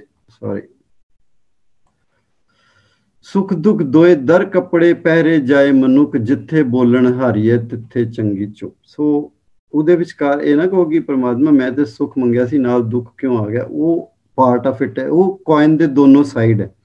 ਅਗਰ ਕੋਇਨ ਕੋਈ ਮੰਗ ਰਿਹਾ, ਐਸਾ ਕੋਈ ਦੁਨੀਆ 'ਚ ਕੋਇਨ ਨਹੀਂ ਬਣਿਆ ਜਿਹਦੀ ਇੱਕੋ ਸਾਈਡ ਹੋਏ। ਤੇ ਜੇ ਮੈਂ ਸੁੱਖ ਮੰਗ ਰਿਹਾ, ਸੁੱਖ ਵੱਲ ਦੇਖ ਪਾ ਰਿਹਾ, ਉਹਦੇ ਪਿਛਲੇ ਪਾਸੇ ਕਿੱਥੇ ਦੁੱਖ ਹੈ, ਕਿਉਂਕਿ ਜਿਸ ਦਿਨ ਉਹ ਸੁੱਖ ਜਾਏਗਾ ਉਸ ਦਿਨ ਉਹ ਦੁੱਖ ਬਣ ਕੇ ਜਾਏਗਾ। ਉਹ ਦੁੱਖ ਨੂੰ ਦੇ ਕੇ ਜਾਏਗਾ ਜਿਸ ਦਿਨ ਉਹ ਸੁੱਖ ਨਾਲ ਵਿਛੋੜਾ ਹੋਏਗਾ, ਬਿਕੋਜ਼ ਐਵਰੀਥਿੰਗ ਇਜ਼ ਟੈਂਪਰੇਰੀ। ਤੇ ਇਸ ਕਰਕੇ ਜਿਤਨੇ ਵੀ ਸੁੱਖ ਮੰਗ ਰਹੇ ਹਾਂ, ਇਸ ਕਰ ਉਹ ਸਾਨੂੰ ਦੁੱਖ ਵੀ ਦੇ ਸਕਦੇ ਹਨ। ਫਿਰ ਸੈਕਿੰਡ ਅਵਸਥਾ ਹੈ ਜਿੱਥੇ ਕਹਿੰਦੇ ਨੇ ਕਿ ਜੈਸਾ ਰੰਗ ਕਸੁੰਭ ਕਾ ਤੈਸਾ ਇਹ ਸੰਸਾਰ। ਇਹ ਇਲੂਸਿਵ ਵਰਲਡ ਹੈ। ਇਹ ਕਿਉਂ ਨਹੀਂ ਅਸੀਂ ਸੋਚਦੇ ਕਿ ਸਭ ਇਲੂਜਨ ਤੇ ਹੈ ਹੀ ਹੈ। ਮੇਰੇ ਰਮਈਏ ਰੰਗ ਮਜੀਠ ਕਾ ਕਹੋ ਰਵਿਦਾਸ ਚਮਾਰ। ਉਹ ਕਹਿੰਦੇ ਜੋ ਮਜੀਠ ਦਾ ਰੰਗ, ਜੋ ਪੱਕਾ ਰੰਗ ਹੈ, ਉਹ ਤੇ ਸਿਰਫ ਪਰਮਾਤਮਾ ਦਾ। ਤੇ ਜੇ ਮੈਂ ਕੱਚੇ ਰੰਗਾਂ ਨਾਲ ਖੇਡ ਰਿਹਾ ਵਾਂ ਤੇ ਕੱਚੇ ਰੰਗਾਂ ਨਾਲ ਖੇਡ ਕੇ ਤੇ ਅਖੀਰ 'ਚ ਕੋਈ ਉਹਦਾ ਕਲਰ ਰਹਿ ਨਹੀਂ ਜਾਣਾ। ਉਹ ਤੇ ਸਭ ਜਿਵੇਂ ਕਸੁੰਭ ਦਾ ਫੁੱਲ ਹੁੰਦਾ, ਉਹ ਅਖੀਰ 'ਚ ਹੱਥ ਲਾਉਂਦੇ ਖਰਾਬ ਹੋ ਜਾਂਦਾ। ਤੇ ਇੱਕ ਤੇ ਹੈ ਕਿ ਜਿਵੇਂ ਅਸੀਂ ਕਿਹਾ ਕਿ ਇੱਕ ਤੇ ਕੱਲਾ ਸੁੱਖ ਨਹੀਂ ਮੰਗ ਸਕਦੇ, ਦੁੱਖ ਨਾਲ ਆਏਗਾ। ਫਿਰ ਅਸੀਂ ਜੋ ਵੀ ਮੰਗ ਰਹੇ ਹਾਂ ਉਹ ਅਸੀਂ ਕੱਚੀਆਂ ਚੀਜ਼ਾਂ ਮੰਗ ਰਹੇ ਹਾਂ, ਦੁਨੀਆ ਦੇ ਵਿਚਕਾਰ ਸਾਨੂੰ ਜੋ ਵੀ ਮਿਲਣ। ਔਰ the inner world has potential to stay deeply calm and blissful। ਜੋ ਅੰਦਰ ਦਾ ਹੈ ਸਾਡੀ ਦੁਨੀਆ ਹੈ, ਉਹ ਬੜੀ ਕਾਮ ਐਂਡ ਬਲਿਸਫੁਲ ਵੀ ਹੋ ਸਕਦੀ ਹੈ। ਸੋ ਇਸ ਕਰਕੇ ਜਿਹੜੀ ਬਾਹਰ ਕੱਚੇ ਰੰਗ ਵਾਲੀ ਦੁਨੀਆ ਹੈ, ਉਹਦੀ ਜਗ੍ਹਾ ਅਸੀਂ ਪੱਕਾ ਰੰਗ ਪਰਮਾਤਮਾ ਦਾ, ਉਹਦੇ ਨਾਲ ਕਨੈਕਟ ਦਾ ਮੰਗੀਏ, ਸਾਨੂੰ ਇਹ ਸਾਰੀਆਂ ਚੀਜ਼ਾਂ ਬੜੀਆਂ ਸੌਖੀਆਂ ਲੱਗਣਗੀਆਂ ਸੰਭਾਲਣੀਆਂ। ਫਿਰ ਜੋ ਤੀਸਰੀ ਚੀਜ਼ ਹੈ, God has no hatred or special love for anyone। ਇਹ ਸਾਨੂੰ ਹਮੇਸ਼ਾ ਹੀ ਧਿਆਨ ਰੱਖਣਾ। ਅਸੀਂ ਇਹ ਨਾ ਸੋਚੀਏ ਕਿ ਮੇਰੇ ਨਾਲ ਪਰਮਾਤਮਾ ਨੇ ਬੁਰਾ ਕੀਤਾ। ਇਤਨਾ ਦ੍ਰਿੜ ਨਿਸ਼ਚਾ ਹੋਏ ਜੇ ਮੇਰੇ ਨਾਲ ਹੋ ਰਿਹਾ ਹੈ ਤੇ ਸ਼ਾਇਦ ਮੇਰੇ ਨਾਲ ਇਹ ਹੋਣਾ ਹੀ ਸੀ, ਉਹ ਮੇਰੀ ਆਪਣੀ ਮੈਂ ਮੰਗ ਕੇ ਲਈਏ, ਕਿਉਂਕਿ ਮੈਂ ਜਦੋਂ ਵੀ ਸੁੱਖ ਮੰਗਿਆ ਹੋਏਗਾ ਨਾਲ ਇਹ ਵੀ ਆਇਆ ਹੋਏਗਾ। ਤੇ ਇਸ ਕਰਕੇ ਜੋ ਪਰਮਾਤਮਾ ਦਾ ਹੈ, ਕਰਮੀ ਹੋਏ ਵਿਚਾਰ ਸੱਚਾ, ਆਪ ਸੱਚਾ ਦਰਬਾਰ, ਉੱਥੇ ਜੋ ਵੀ ਮੇਰੇ ਕਰਮ ਹੈ ਉਹਦੇ ਹਿਸਾਬ ਨਾਲ ਪੂਰਾ ਫੈਸਲਾ ਹੋਣਾ। ਤੇ ਇਸ ਕਰਕੇ ਡਾਊਟ ਕਦੀ ਨਾ ਕਰੀਏ, ਅਸੀਂ ਇੱਕ ਕੁਐਸਚਨ ਮਾਰਕ ਨਾ ਲਗਾਈਏ ਕਿ ਸ਼ਾਇਦ ਮੇਰੇ ਨਾਲ ਪਰਮਾਤਮਾ ਨੇ ਬੁਰੀ ਕਰ ਰਿਹਾ। ਉਹ ਕਈ ਵਾਰ ਇਸ ਤਰ੍ਹਾਂ ਲੋਕ ਕਹਿ ਵੀ ਜਾਂਦੇ ਹਨ ਕਿ ਦੇਖੋ ਮੇਰਾ ਕੀ ਕਸੂਰ ਸੀ, ਮੇਰੇ ਨਾਲ ਇਸ ਤਰ੍ਹਾਂ ਕਿਉਂ ਹੋ ਰਿਹਾ। ਸੋ ਉਹ ਕੁਐਸਚਨ ਇੱਕ ਸਟੇਜ ਇਹ ਵੀ ਆਣੀ ਚਾਹੀਦੀ। ਹੁਣ ਇਹ ਸਟੇजेस ਥੋੜੀਆਂ ਥੋੜੀਆਂ ਅੱਗੇ ਜਾ ਰਹੀਆਂ। ਇਤਨਾ ਸਭ ਅਗਰ ਅਸੀਂ ਸਮਝ ਗਏ ਹਾਂ, then we should only be focusing on our karma। ਹੁਣ ਸਾਨੂੰ ਰਿਜ਼ਲਟ ਦੀ ਵੀ ਫਿਕਰ ਨਹੀਂ, ਹੁਣ ਸਾਨੂੰ ਸਿਰਫ ਤੇ ਸਿਰਫ ਆਪਣੇ ਕਰਮ ਠੀਕ ਕਰਨੇ ਹਨ। ਸੋ ਜਿਹਾ ਬੀਜੇ ਸੋ ਲੁਣੇ ਕਰਮਾ ਸੰਦੜਾ ਖੇਤ। ਮੈਂ ਇਹਨੂੰ ਐਕਸਪੈਂਡ ਨਹੀਂ ਕਰਾਂਗਾ, ਇਹ ਬਹੁਤ ਕਾਮਨ ਜੀਆਂ ਲਾਈਨਾਂ, ਸਾਰੇ ਸਮਝਦੇ ਆ ਇਹਦਾ ਮੀਨਿੰਗ। ਸੋ ਜੋ ਚੌਥੀ ਚੀਜ਼ ਹੈ ਕਿ ਇਤਨਾ ਸਭ ਹੁੰਦੇ ਹੋਏ ਕਿ ਅਸੀਂ ਇਕੱਲਾ ਸੁੱਖ ਨਾ ਮੰਗ ਸਕਦੇ ਹਾਂ, ਨਾ ਹੀ ਅਸੀਂ ਇਹ ਜਾਣਦੇ ਹਾਂ ਕਿ ਜੋ ਵੀ ਪਰਮਾਤਮਾ ਦੀ ਰਜ਼ਾ ਦੇ ਵਿੱਚ ਹੋਈ ਚਲਾ ਜਾ ਰਿਹਾ ਉਹ ਹੋਣਾ ਹੀ ਸੀ, ਸਾਡੀ ਉਹਦੀ ਐਕਸੈਪਟੈਂਸ ਹੈ। ਅਸੀਂ ਉਹਦੇ ਨਿਆਂ ਤੇ ਕੁਐਸਚਨ ਨਹੀਂ ਕਰ ਰਹੇ, ਇਸ ਕਰਕੇ ਅਸੀਂ ਹੁਣ ਸਿਰਫ ਕਰਮਾਂ ਤੇ ਫੋਕਸ ਕਰ ਰਹੇ, ਕਿਉਂਕਿ ਮੇਰੇ ਕਰਮਾਂ ਤੇ ਵੀ ਨਿਆਂ ਹੋ ਜਾਏਗਾ। ਸੋ ਅੱਗੇ ਚੱਲ ਕੇ ਕਹਿੰਦੇ ਹੁਣ ਸਾਨੂੰ achieve a higher state of wisdom. ਹੁਣ ਥੋੜਾ ਆਪਣੀ ਮਤ ਨੂੰ ਹੋਰ ਉੱਪਰ ਲੈ ਜਾਓ, ਕਰਮ ਵੀ ਕਰ ਰਹੇ ਹੋ, ਉਹਦੀ ਜਿਹੜੀ ਹਾਇਰ ਸਟੇਟ ਆਫ ਵਿਜ਼ਡਮ ਹੈ ਉਹ ਹੈ ਜੋ ਰਾਜ ਦੇਹ ਤਾਂ ਕਵਨ ਵਡਾਈ, ਜੋ ਭੀਖ ਮੰਗਾਵੇ ਤਾਂ ਕਿਆ ਘਟ ਜਾਈ। ਪਰਮਾਤਮਾ ਹੁਣ ਉਸ ਅਵਸਥਾ 'ਚ ਲੈ ਜਾ ਜਿੱਥੇ ਤੂੰ ਰਾਜ ਦੇ ਦੇ ਤਾਂ ਕਿਹੜੀ ਸਾਨੂੰ ਵਡਾਈ ਮਿਲ ਰਹੀ ਹੈ, ਵਡਾਈ ਸਭ ਤੇਰੀ ਹੈ, ਜੇ ਭੀਖ ਮੰਗਾਵੇ ਤਾਂ ਕਿਆ ਘਟ ਜਾਈ। ਅਸੀਂ ਤੇ ਸਿਰਫ ਕਰਮ ਕਰੀ ਜਾ ਰਹੇ ਹਾਂ, ਜੋ ਕਰਮ ਹੈ ਜਿਸ ਅਵਸਥਾ 'ਚ ਬਹੁਤ ਸੋਹਣੇ ਕਰ ਰਹੇ ਹਾਂ, ਜੋ ਸਾਨੂੰ ਮਿਲੀ ਜਾ ਰਿਹਾ ਸਾਨੂੰ ਉਹ ਐਕਸੈਪਟਡ ਹੈ, ਉਹਦੇ 'ਚ ਸਾਨੂੰ ਕੋਈ ਕੁਐਸਚਨ ਮਾਰਕ ਹੈ ਹੀ ਨਹੀਂ ਜੋ ਵੀ ਸਾਹਮਣੇ ਆਇਆ। ਸੋ ਇੱਕ ਹਾਇਰ ਸਟੇਟ ਆਫ ਵਿਜ਼ਡਮ ਹੈ। ਇਸੀ ਕਰਕੇ ਜਦੋਂ ਅਸੀਂ ਦੇਖਦੇ ਹਾਂ ਕਿ ਇਤਨੀਆਂ ਸ਼ਹੀਦੀਆਂ ਹੋ ਰਹੀਆਂ, ਗੁਰੂ ਸਾਹਿਬਾਨ ਗੁਰੂ ਅਰਜਨ ਸਾਹਿਬ ਤੋਂ ਹੀ ਸ਼ਹੀਦੀਆਂ ਚੱਲ ਰਹੀਆਂ, ਗੁਰੂ ਤੇਗ ਬਹਾਦਰ ਸਾਹਿਬ ਨੂੰ ਸ਼ਹੀਦ ਕੀਤਾ ਜਾ ਰਿਹਾ ਤੇ ਉਹ ਮੁਸਕਰਾ ਰਹੇ ਨੇ। ਮਤਲਬ ਇਹ ਚੀਜ਼ਾਂ ਆਪਣੇ ਆਪ 'ਚ ਚਮਤਕਾਰ ਨੇ ਔਰ ਇਹ ਰੈਸ਼ਨਲ ਵੀ ਨੇ। ਅਗਰ ਸੱਚ ਪੁੱਛੋ ਤੇ ਕਿਸੇ ਦੇ ਸਿਰ ਤੇ ਤਲਵਾਰ ਚੱਲਣ ਵਾਲੀ ਔਰ ਉਹਦੇ ਫੇਸ ਤੇ ਸਮਾਈਲ ਆ ਜਾਏ, ਉਹ ਕਿਤਨਾ ਵੱਡਾ ਮਤਲਬ ਅੰਦਰੂਦੀ ਕੀ ਸਟੇਟ ਆਫ ਮਾਈਂਡ ਹੋਏਗੀ, ਕਿਹੜੀ ਅਵਸਥਾ ਹੋਏਗੀ ਜਿੱਥੇ ਉਹ ਸਮਾਈਲ ਆ ਰਹੀ ਹੈ ਕਿ ਪਰਮਾਤਮਾ ਜਿਵੇਂ ਤੇਰੇ ਕੋਲ ਆ ਰਿਹਾ ਹਾਂ। ਔਰ ਉਹ ਦੇਖੋ ਉਹਨਾਂ ਚੀਜ਼ਾਂ ਨੂੰ ਹੱਸ ਕੇ ਲੈਂਦੇ ਨੇ ਔਰ ਇੱਕ ਐਗਜ਼ਾਮਪਲ ਸੈੱਟ ਕਰਕੇ ਜਾਂਦੇ ਆ। ਸੋ ਜੋ ਰਾਜ ਦੇ ਤਾਂ ਕਵਨ ਵਡਾਈ, ਜੋ ਭੀਖ ਮੰਗਾਵੇ ਤਾਂ ਕਿਆ ਘਟ ਜਾਈ, ਉਹ ਅਵਸਥਾ ਤੱਕ ਜਾਣ ਦੀ ਕੋਸ਼ਿਸ਼ ਕਰੀਏ ਕਿ ਸਾਨੂੰ ਹਰ ਚੀਜ਼ ਇੱਕੋ ਜਿਹੀ ਲੱਗਣ ਲੱਗ ਜਾਏ। And finally reach an unwavering state of devotion, ਜਿੱਥੇ ਕਿ ਕੋਈ ਹਿਲਾ ਨਾ ਸਕੇ, ਬਿਲਕੁਲ ਅਨਵੇਵਰਿੰਗ ਅਵਸਥਾ। ਜੇ ਸੁਖ ਦੇ ਤਾਂ ਤੁਝੇ ਅਰਾਧੀ, ਦੁੱਖ ਵੀ ਤੁਝੇ ਧਿਆਈ, ਜੇ ਭੁੱਖ ਦੇ ਤਾਂ ਇਤ ਹੀ ਰਾਜਾ, ਦੁੱਖ ਵਿੱਚ ਸੁਖ ਮਨਾਈ। ਪਰਮਾਤਮਾ ਮੈਨੂੰ ਉਹ ਅਵਸਥਾ 'ਚ ਲੈ ਜਾ ਜਿੱਥੇ ਮੈਂ ਦੁੱਖ ਵਿੱਚ ਵੀ ਸੁੱਖ ਦੇਖਾਂ, ਕਿਉਂਕਿ ਉਹਦੇ ਪਿੱਛੇ ਮੈਂ ਤੇਰਾ ਹੱਥ ਦੇਖ ਰਿਹਾ ਹਾਂ ਔਰ ਤੇਰਾ ਨਿਆਂ ਦੇਖ ਰਿਹਾ ਹਾਂ, ਤੇਰੇ ਦਿੱਤੇ ਹੋਏ ਬਖਸ਼ਿਸ਼ ਦੇਖ ਰਿਹਾ ਹਾਂ, ਤੇ ਮੈਨੂੰ ਦੁੱਖ ਵੀ ਦੁੱਖ ਵਰਗਾ ਨਾ ਲੱਗੇ ਔਰ ਦੁੱਖ ਸੁੱਖ ਦੋਨੋਂ ਸੰਕਟ ਜਾਣੇ ਦੀ ਅਵਸਥਾ ਹੋ ਜਾਏ। ਸੋ ਇਹ mysteries, randomness, variations, miseries, randomness, variation, they are part of life. ਸਾਨੂੰ ਇਹ ਤਾਂ ਨਹੀਂ ਕਿ ਅਸੀਂ ਉਹਨਾਂ ਨੂੰ ਖਤਮ ਕਰ ਸਕਦੇ ਹਾਂ, ਅਸੀਂ ਉਸ ਤੋਂ ਬਾਅਦ ਜੋ ਐਕਸ਼ਨ ਲੈਣੇ ਆ ਉਹ ਵੀ ਲੈਣੇ ਆ, ਪਰ ਜਿਹੜੀ ਸਾਡੀ ਸਟੇਟ ਆਫ ਮਾਈਂਡ ਹੈ ਹੋਣੀ ਚਾਹੀਦੀ ਕਿ ਅਸੀਂ ਵਿਚਲਿਤ ਨਹੀਂ ਹੁੰਦੇ ਇਹਨਾਂ ਚੀਜ਼ਾਂ ਨਾਲ। ਹੋ ਗਿਆ ਨਾ, ਚਲੋ ਹੁਣ ਜੋ ਕਰਨਾ ਕੀ ਹੈ, ਸਾਡੇ ਕਰਮ ਠੀਕ ਚੱਲਣ, ਉਹਨਾਂ ਅਵਸਥਾਵਾਂ ਦੇ ਵਿੱਚ ਵੀ ਜੋ ਅਸੀਂ ਕਰ ਸਕਦੇ ਹਾਂ ਉਹ ਠੀਕ ਕਰੀਏ, ਬਜਾਏ ਕਿ ਇਸ ਚੀਜ਼ ਨੂੰ ਲੈ ਕੇ ਅਸੀਂ ਡਿਪਰੈਸ ਹੋਈਏ, ਪਰੇਸ਼ਾਨ ਹੋਈਏ, ਹੋਰਾਂ ਨੂੰ ਪਰੇਸ਼ਾਨ ਕਰੀਏ, ਅਫਸੋਸ ਜ਼ਾਹਿਰ ਕਰੀਏ। ਨਹੀਂ, ਅਸੀਂ ਉਹਨੂੰ ਖਿੜੇ ਮੱਥੇ ਮੰਨੀਏ ਕਿ ਇਹ ਪਰਮਾਤਮਾ ਦੀ ਤਰਫੋਂ ਸਾਨੂੰ ਇੱਕ ਰਜ਼ਾ ਆਈ ਹੈ, ਪਰਮਾਤਮਾ ਦਾ ਇਹਦੇ ਪਿੱਛੇ ਹੱਥ ਹੈ ਔਰ ਸਾਨੂੰ ਖਿੜੇ ਮੱਥੇ ਮਨਜ਼ੂਰ ਹੈ। ਸੋ ਇਹ ਇੱਕ ਤਰ੍ਹਾਂ ਦਾ ਇੱਕ ਸਾਡਾ reply to the randomness, variations and misery ਸੀ। ਸਾਡਾ ਇੱਕ ਮੋਡਿਊਲ ਹੈ, ਮੋਡਿਊਲ 10, ਉਹ ਸਿਰਫ ਦੁੱਖਾਂ ਉੱਤੇ ਹੀ ਹੈ, ਮਿਜ਼ਰੀਜ਼ ਉੱਤੇ, ਤੇ ਉਹ ਬਹੁਤ ਡਿਟੇਲ ਵਿੱਚ ਹੈ। ਉਹ ਅਸੀਂ ਅੱਜ ਕੱਲ੍ਹ 8 ਚੱਲ ਰਿਹਾ, ਜੋ ਮੋਡਿਊਲ 10 ਹੈ ਕਿ ਜੋ ਸਾਨੂੰ ਚਿੰਤਾਵਾਂ ਨੇ, ਦੁੱਖ ਨੇ, ਉਹਦੇ ਉੱਤੇ ਪੂਰਾ ਇੱਕ ਮੋਡਿਊਲ ਹੈ, ਉਹ ਅਸੀਂ ਸੈਪਰੇਟਲੀ ਡਿਟੇਲ 'ਚ ਵੀ ਡਿਸਕਸ ਕਰਾਂਗੇ। ਇੱਕ ਕੁਐਸਚਨ ਹੋਰ ਸੀ ਕਿ are sum days more auspicious then others, ਕਿਉਂਕਿ ਇਹ ਵੀ ਮਿਸਟੀਰੀਅਸ ਜੀ ਚੀਜ਼ ਲੱਗਦੀ ਹੈ ਕਿ ਕੁਝ ਦਿਨ ਹੋਰਾਂ ਤੋਂ ਕੀ ਜ਼ਿਆਦਾ ਅੱਛੇ ਹੁੰਦੇ ਨੇ, ਮਤਲਬ ਜ਼ਿਆਦਾ ਭਾਗਸ਼ਾਲੀ ਦਿਨ ਹੁੰਦੇ ਨੇ। ਤੇ ਗੁਰੂ ਸਾਹਿਬ ਦਾ ਤੇ ਬੜਾ ਕਲੀਅਰ ਫਰਮਾਨ ਹੈ ਕਿ ਸਾਹਾ ਗਣੇ ਨਾ ਕਰੇ ਵਿਚਾਰ, ਸਾਹੇ ਉੱਪਰ ਇੱਕ ਅੰਕਾਰ। You calculate the auspicious days ਕਿ ਕਦੋਂ ਮੇਰੀ ਫਾਰਚੂਨ ਆਏਗੀ, ਉਸ ਦਿਨ ਇਤਨੇ ਵਜੇ ਕਰਾਂਗਾ ਤੇ ਫਾਰਚੂਨੇਟ ਹੋ ਜਾਏਗਾ। ਤੈਨੂੰ ਇਹ ਕਿਉਂ ਨਹੀਂ ਸਮਝ ਆਉਂਦਾ ਕਿ ਉਸ ਸਭ ਦੇ ਉੱਤੇ ਜਿਹਦਾ ਹੱਥ ਚੱਲ ਰਿਹਾ ਉਹ ਇਹਨਾਂ ਚੀਜ਼ਾਂ ਨੂੰ ਨਹੀਂ ਦੇਖਦਾ, ਉਹ ਜਿਸ ਵੇਲੇ ਜੋ ਉਹਨੇ ਕਰਨਾ ਉਹ ਕਰੇਗਾ। ਸੋ ਗੁਰਬਾਣੀ ਦੇ ਆਧਾਰ ਤੇ, ਕਿਉਂਕਿ ਇਹ ਕੁਐਸਚਨਸ ਆਈ ਥਿੰਕ ਕਿ ਬੜੀ ਐਨਲਾਈਟਨਡ ਇੱਥੇ ਬੈਠੀ ਹੈ ਸੰਗਤ, ਉਹਨਾਂ ਨੂੰ ਕੋਈ ਦੱਸਣ ਦੀ ਲੋੜ ਨਹੀਂ ਹੈ, ਪਰ ਇਹ ਕੁਐਸਚਨਸ ਕਿਉਂਕਿ ਆਏ ਸਨ ਸਾਡੇ ਕੋਲ ਤੇ ਅਸੀਂ ਉਹਨਾਂ ਦੇ ਵੀ ਛੋਟੇ ਛੋਟੇ ਜੋ ਵੀ ਰਿਪਲਾਈ ਸੀ ਉਹ ਦੇਣ ਦੀ ਕੋਸ਼ਿਸ਼ ਕੀਤੀ ਹੈ। ਫਿਰ ਇੱਕ ਕੁਐਸਚਨ ਆਇਆ ਸੀ ਕਿ ਡੇਜ਼ ਤੇ ਨਹੀਂ, ਪਰ ਕਿ are some people lucky and others unlucky, ਕਿ ਕੁਝ ਲੋਕ ਭਾਗਸ਼ਾਲੀ ਹੁੰਦੇ ਨੇ, ਕਿ ਗੁਰਬਾਣੀ ਲੱਕੀ ਔਰ ਅਨਲੱਕੀ ਨੂੰ ਮੰਨਦੀ ਹੈ। ਸੱਚ ਪੁੱਛੋ ਲੱਕੀ ਔਰ ਅਨਲੱਕੀ ਨੂੰ ਇੱਕ ਬਿਲਕੁਲ ਦੂਸਰੇ ਕਨਸੈਪਟ ਦੇ ਨਾਲ ਬਾਣੀ ਮੰਨਦੀ ਹੈ। ਔਰ ਉਹ ਗੁਰਬਾਣੀ ਕਹਿੰਦੇ ਆ, ਇੱਕ ਸ਼ਬਦ ਵਿਚਾਰ ਸਦਾ ਜਨ ਜਾਗੇ, ਇੱਕ ਮਾਇਆ ਮੋਹ ਸੋਏ ਰਹੇ ਅਪਾਗੇ। ਇੱਥੇ ਅਪਾਗੇ ਦੀ ਡੈਫੀਨੇਸ਼ਨ ਦੇ ਰਹੇ ਹਨ ਕਿ ਇੱਕ ਤੇ ਜੋ ਸ਼ਬਦ ਦੇ ਵਿਚਾਰ ਕਰ ਰਹੇ ਹਨ, ਜਿਹੜੇ ਹਮੇਸ਼ਾ ਅੰਦਰੋਂ ਦੀ ਕੌਨਸ਼ੀਅਸ ਲੈਵਲ ਤੇ ਜਾਗੇ ਹੋਏ ਮਨੁੱਖ ਹਨ, ਉਹ ਤੇ ਸੁਭਾਗੇ ਹਨ। ਔਰ ਕੁਝ ਮਾਇਆ ਮੋਹ ਦੇ ਵਿੱਚ ਅਪਾਗੇ ਵੀ ਹਨ। ਜਿਵੇਂ ਕਿ ਅਸੀਂ ਕਹਿ ਸਕਦੇ ਹਾਂ, ਕੋਈ ਇੱਥੇ ਗੁਰਦੁਆਰੇ 'ਚ ਬੈਠ ਕੇ ਗੁਰਬਾਣੀ ਦੀ ਵਿਚਾਰ ਸੁਣ ਰਿਹਾ, ਔਰ ਕੋਈ ਪੱਬ ਵਿੱਚ ਬੈਠਾ ਆਪਣਾ ਦੂਸਰੇ ਤਰੀਕੇ ਨਾਲ ਆਪਣੇ ਆਪ ਨੂੰ ਰਿਲੀਵ ਕਰਨ ਦੀ ਕੋਸ਼ਿਸ਼ ਕਰ। ਦੋਨੋਂ ਆਪਣੇ ਆਪ ਨੂੰ ਕਿਤੇ ਰਿਲੀਵ ਹੀ ਕਰ ਰਹੇ ਨੇ। ਔਰ ਇੱਥੇ ਭਾਗੇ ਔਰ ਅਭਾਗੇ ਦਾ ਫਰਕ ਆ ਜਾਂਦਾ ਹੈ। ਇੱਥੇ ਜੋ ਜੀਵਨ ਨੂੰ ਰਾਹ ਮਿਲਣਾ ਹੈ, ਉਹ ਫਿਰ ਮਾਇਆ ਮੋਹ ਸੋਏ ਰਹੇ ਅਭਾਗੇ, ਇਹ ਆਪਣੇ ਆਪ ਨੂੰ ਸਵਾਉਣ ਦੀ ਕੋਸ਼ਿਸ਼ ਕਰ ਰਹੇ ਨੇ। ਔਰ ਇਹ ਜਿਹੜੇ ਨੇ ਆਪਣੇ ਆਪ ਨੂੰ ਜਗਾਉਣ ਦੀ ਕੋਸ਼ਿਸ਼ ਕਰ ਰਹੇ ਨੇ। ਜਿਹੜੇ ਬਾਣੀ ਨਾਲ ਜੁੜ ਰਹੇ ਹਨ, ਉਹ ਜਾਗਰਿਤ ਹੋ ਕੇ ਆਪਣੇ ਆਪ ਨੂੰ, ਉਹ ਬੜੇ ਲੱਕੀ ਨੇ। ਔਰ ਜਿਹੜੇ ਆਪਣੇ ਆਪ ਨੂੰ ਸਵਾਉਣ ਦੀ ਕੋਸ਼ਿਸ਼ ਕਰ ਰਹੇ ਹਨ ਮਾਇਆ ਮੋਹ 'ਚ, ਉਹ ਬੜੇ ਅਨਲੱਕੀ ਨੇ। ਔਰ ਬੜੀ ਸਿੰਪਲ ਜੀ ਡੈਫੀਨੇਸ਼ਨ 'ਚ ਗੁਰੂ ਸਾਹਿਬ ਨੇ ਸਮਝਾਇਆ। ਔਰ ਅਸੀਂ ਅੱਗੇ ਦੇਖੀਏ, ਫਰਦਰ ਡੈਫੀਨੇਸ਼ਨ ਆਉਂਦੀ ਹੈ ਲੱਕੀ ਦੀ। ਕੀ ਡੈਫੀਨੇਸ਼ਨ? ਉਹ ਕਹਿੰਦੇ ਸੇ ਵਡ ਭਾਗੀ ਜਿਨੀ ਏਕੋ ਜਾਤਾ। ਉਹ ਤੇ ਅਨਲੱਕੀ ਦੀ ਡੈਫੀਨੇਸ਼ਨ ਸੀ, ਤੇ ਲੱਕੀ ਦੀ ਡੈਫੀਨੇਸ਼ਨ ਵੀ ਹੈ ਸੇ ਵਡ ਭਾਗੀ, ਜਿਹਨੂੰ ਹਰ ਚੀਜ਼ ਵਿੱਚ ਪਰਮਾਤਮਾ ਦਿਖ ਗਿਆ, ਹਰ ਚੀਜ਼ ਪਰਮਾਤਮਾ ਨਾਲ ਕਨੈਕਟ ਕਰ ਪਾ ਰਿਹਾ, ਜਿਨੀ ਏਕੋ ਜਾਤਾ, ਉਹ ਫਿਰ ਲੱਕੀ ਹੈ। ਸੋ ਲੱਕੀ ਔਰ ਅਨਲੱਕੀ ਦੀ ਉਹ ਨਹੀਂ ਹੈ ਕਿ ਅਸੀਂ ਕਹੀਏ ਇਹਨੂੰ ਕਿਤਨਾ ਕੁਝ ਮਿਲਿਆ, ਕਿੰਨਾ ਕੁਝ ਇਹਨੇ ਪ੍ਰਾਪਤ ਕੀਤਾ ਦੁਨਿਆਵੀ ਤੌਰ ਤੇ, ਉਹ ਲੱਕੀ ਅਨਲੱਕੀ ਨਹੀਂ ਹੈ। ਜੇ ਕਨੈਕਟਡ ਹੈ ਤੇ ਲੱਕੀ ਹੈ, ਜੇ ਕਨੈਕਟਡ ਨਹੀਂ ਹੈ ਤੇ ਅਨਲੱਕੀ ਹੈ। ਇੱਕ ਕੁਐਸਚਨ ਆਇਆ ਸੀ, ਇਹ ਆਈ ਥਿੰਕ ਸ਼ਾਇਦ ਲਾਸਟ ਹੀ ਹੋਏਗਾ, 5 ਮਿੰਟ ਅਸੀਂ ਕੰਕਲੂਡ ਕਰਾਂਗੇ। If God's love is unconditional then why ਜੱਜ ਯੋਰ ਐਕਸ਼ਨਸ। ਕਿ ਅਗਰ ਪਰਮਾਤਮਾ ਦਾ ਜੋ ਪ੍ਰੇਮ ਹੈ ਉਹ ਅਨਕੰਡੀਸ਼ਨਲ ਸਾਨੂੰ ਪਿਆਰ ਕਰਦਾ, ਫਿਰ ਸਾਡੇ ਐਕਸ਼ਨਸ ਨੂੰ ਵੀ ਕਿਉਂ ਜੱਜ ਕਰਦਾ? ਮਤਲਬ ਹੈ ਤੇ ਬੜਾ ਵੈਲਿਡ ਜਿਹਾ ਕੁਐਸਚਨ ਲੱਗਦਾ ਵੀ ਜਦੋਂ ਤੁਸੀਂ ਅਨਕੰਡੀਸ਼ਨਲ ਵੀ ਕਹਿ ਰਹੇ ਹੋ, ਤੂੰ ਕਹਿੰਦੇ ਹੋ ਸਾਡੇ ਕਰਮਾਂ ਦਾ ਲੇਖਾ ਜੋਖਾ ਵੀ ਹੈ, ਫਿਰ ਉਹ ਕੰਡੀਸ਼ਨ ਤੇ ਲੱਗ ਗਈ ਨਾ। ਸੋ ਇਹ ਇੱਕ ਬੜੀ ਗਹਿਰਾ ਜਿਹਾ ਕੁਐਸਚਨ ਸੀ, ਪਰ ਸਾਨੂੰ ਬੜੇ ਸੌਖਿਆਂ ਇਹਦੇ ਜਵਾਬ ਮਿਲਣੇ ਸ਼ੁਰੂ ਹੋ ਗਏ। ਕਿ ਇੱਕ ਤੇ ਹੈ, ਜਦੋਂ ਪਰਮਾਤਮਾ ਦਾਤ ਦੇਣ ਤੇ ਆਇਆ, ਉਹ ਤੇ ਫਿਰ 1,84 ਮੇਦਨੀ ਸਭ ਸੇਵ ਕਰਨ ਦਾ, 84 ਲੱਖ ਦੀਆਂ 84 ਲੱਖ ਜੂਨਾਂ ਨੂੰ ਸਾਡੀ ਸੇਵਾ ਤੇ ਲਾਤਾ।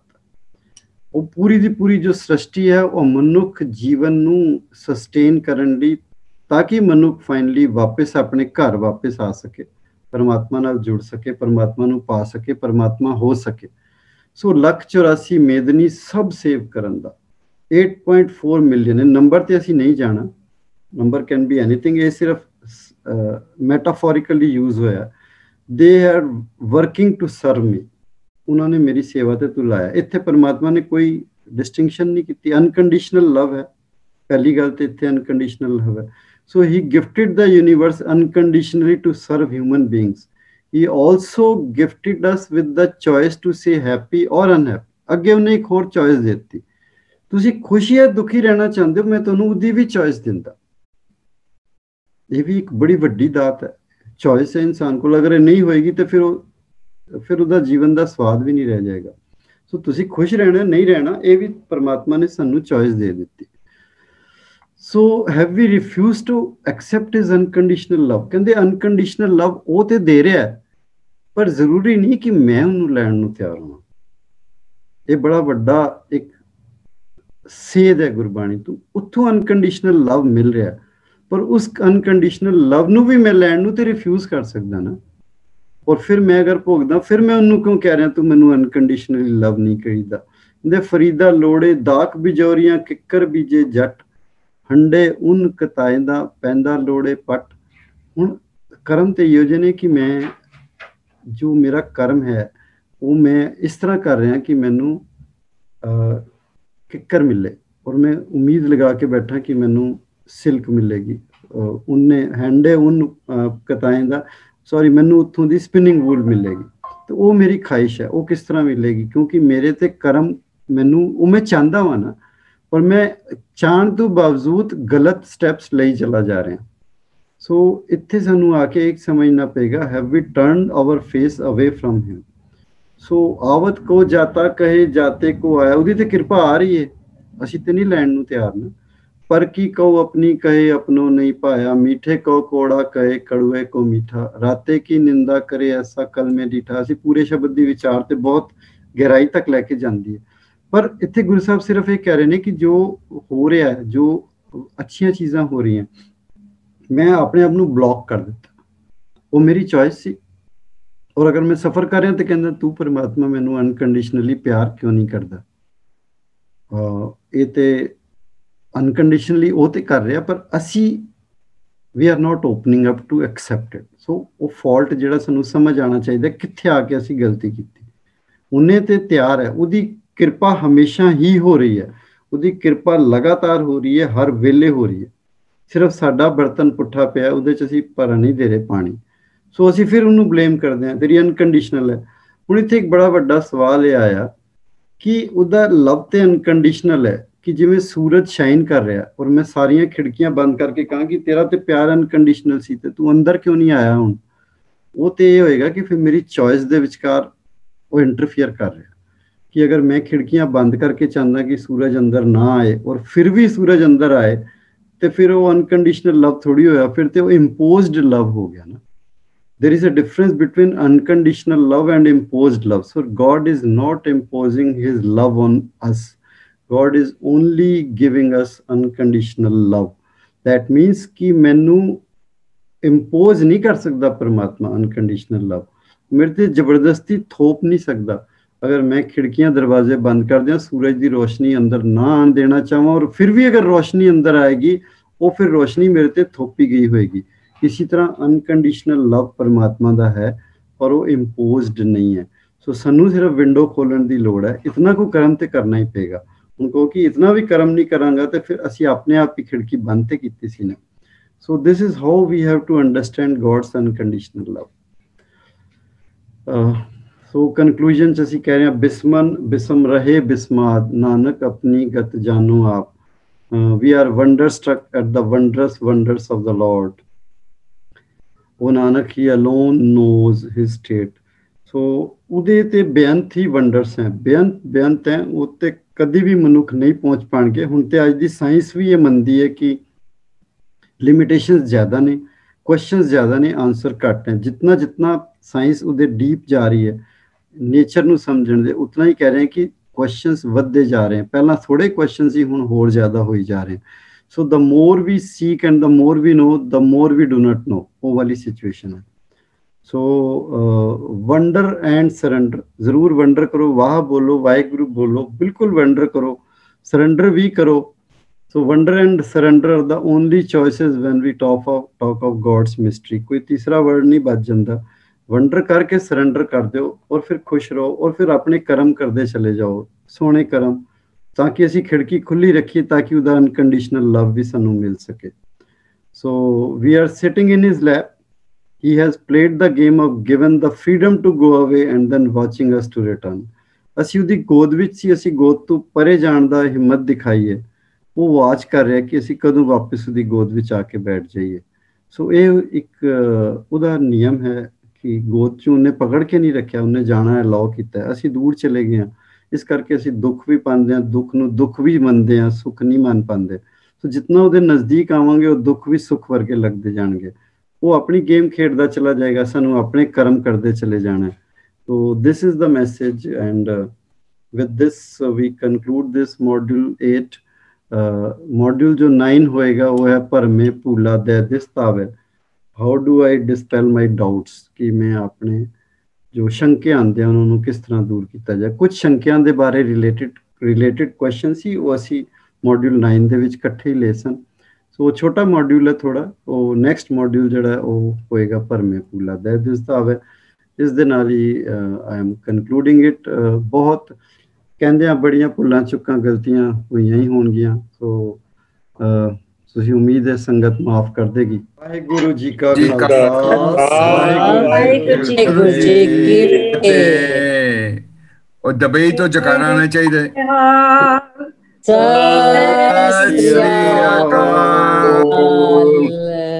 ਵਾਹਿਗੁਰੂ ਜੀ ਕਾ ਖਾਲਸਾ, ਵਾਹਿਗੁਰੂ ਜੀ ਕੀ ਫਤਿਹ।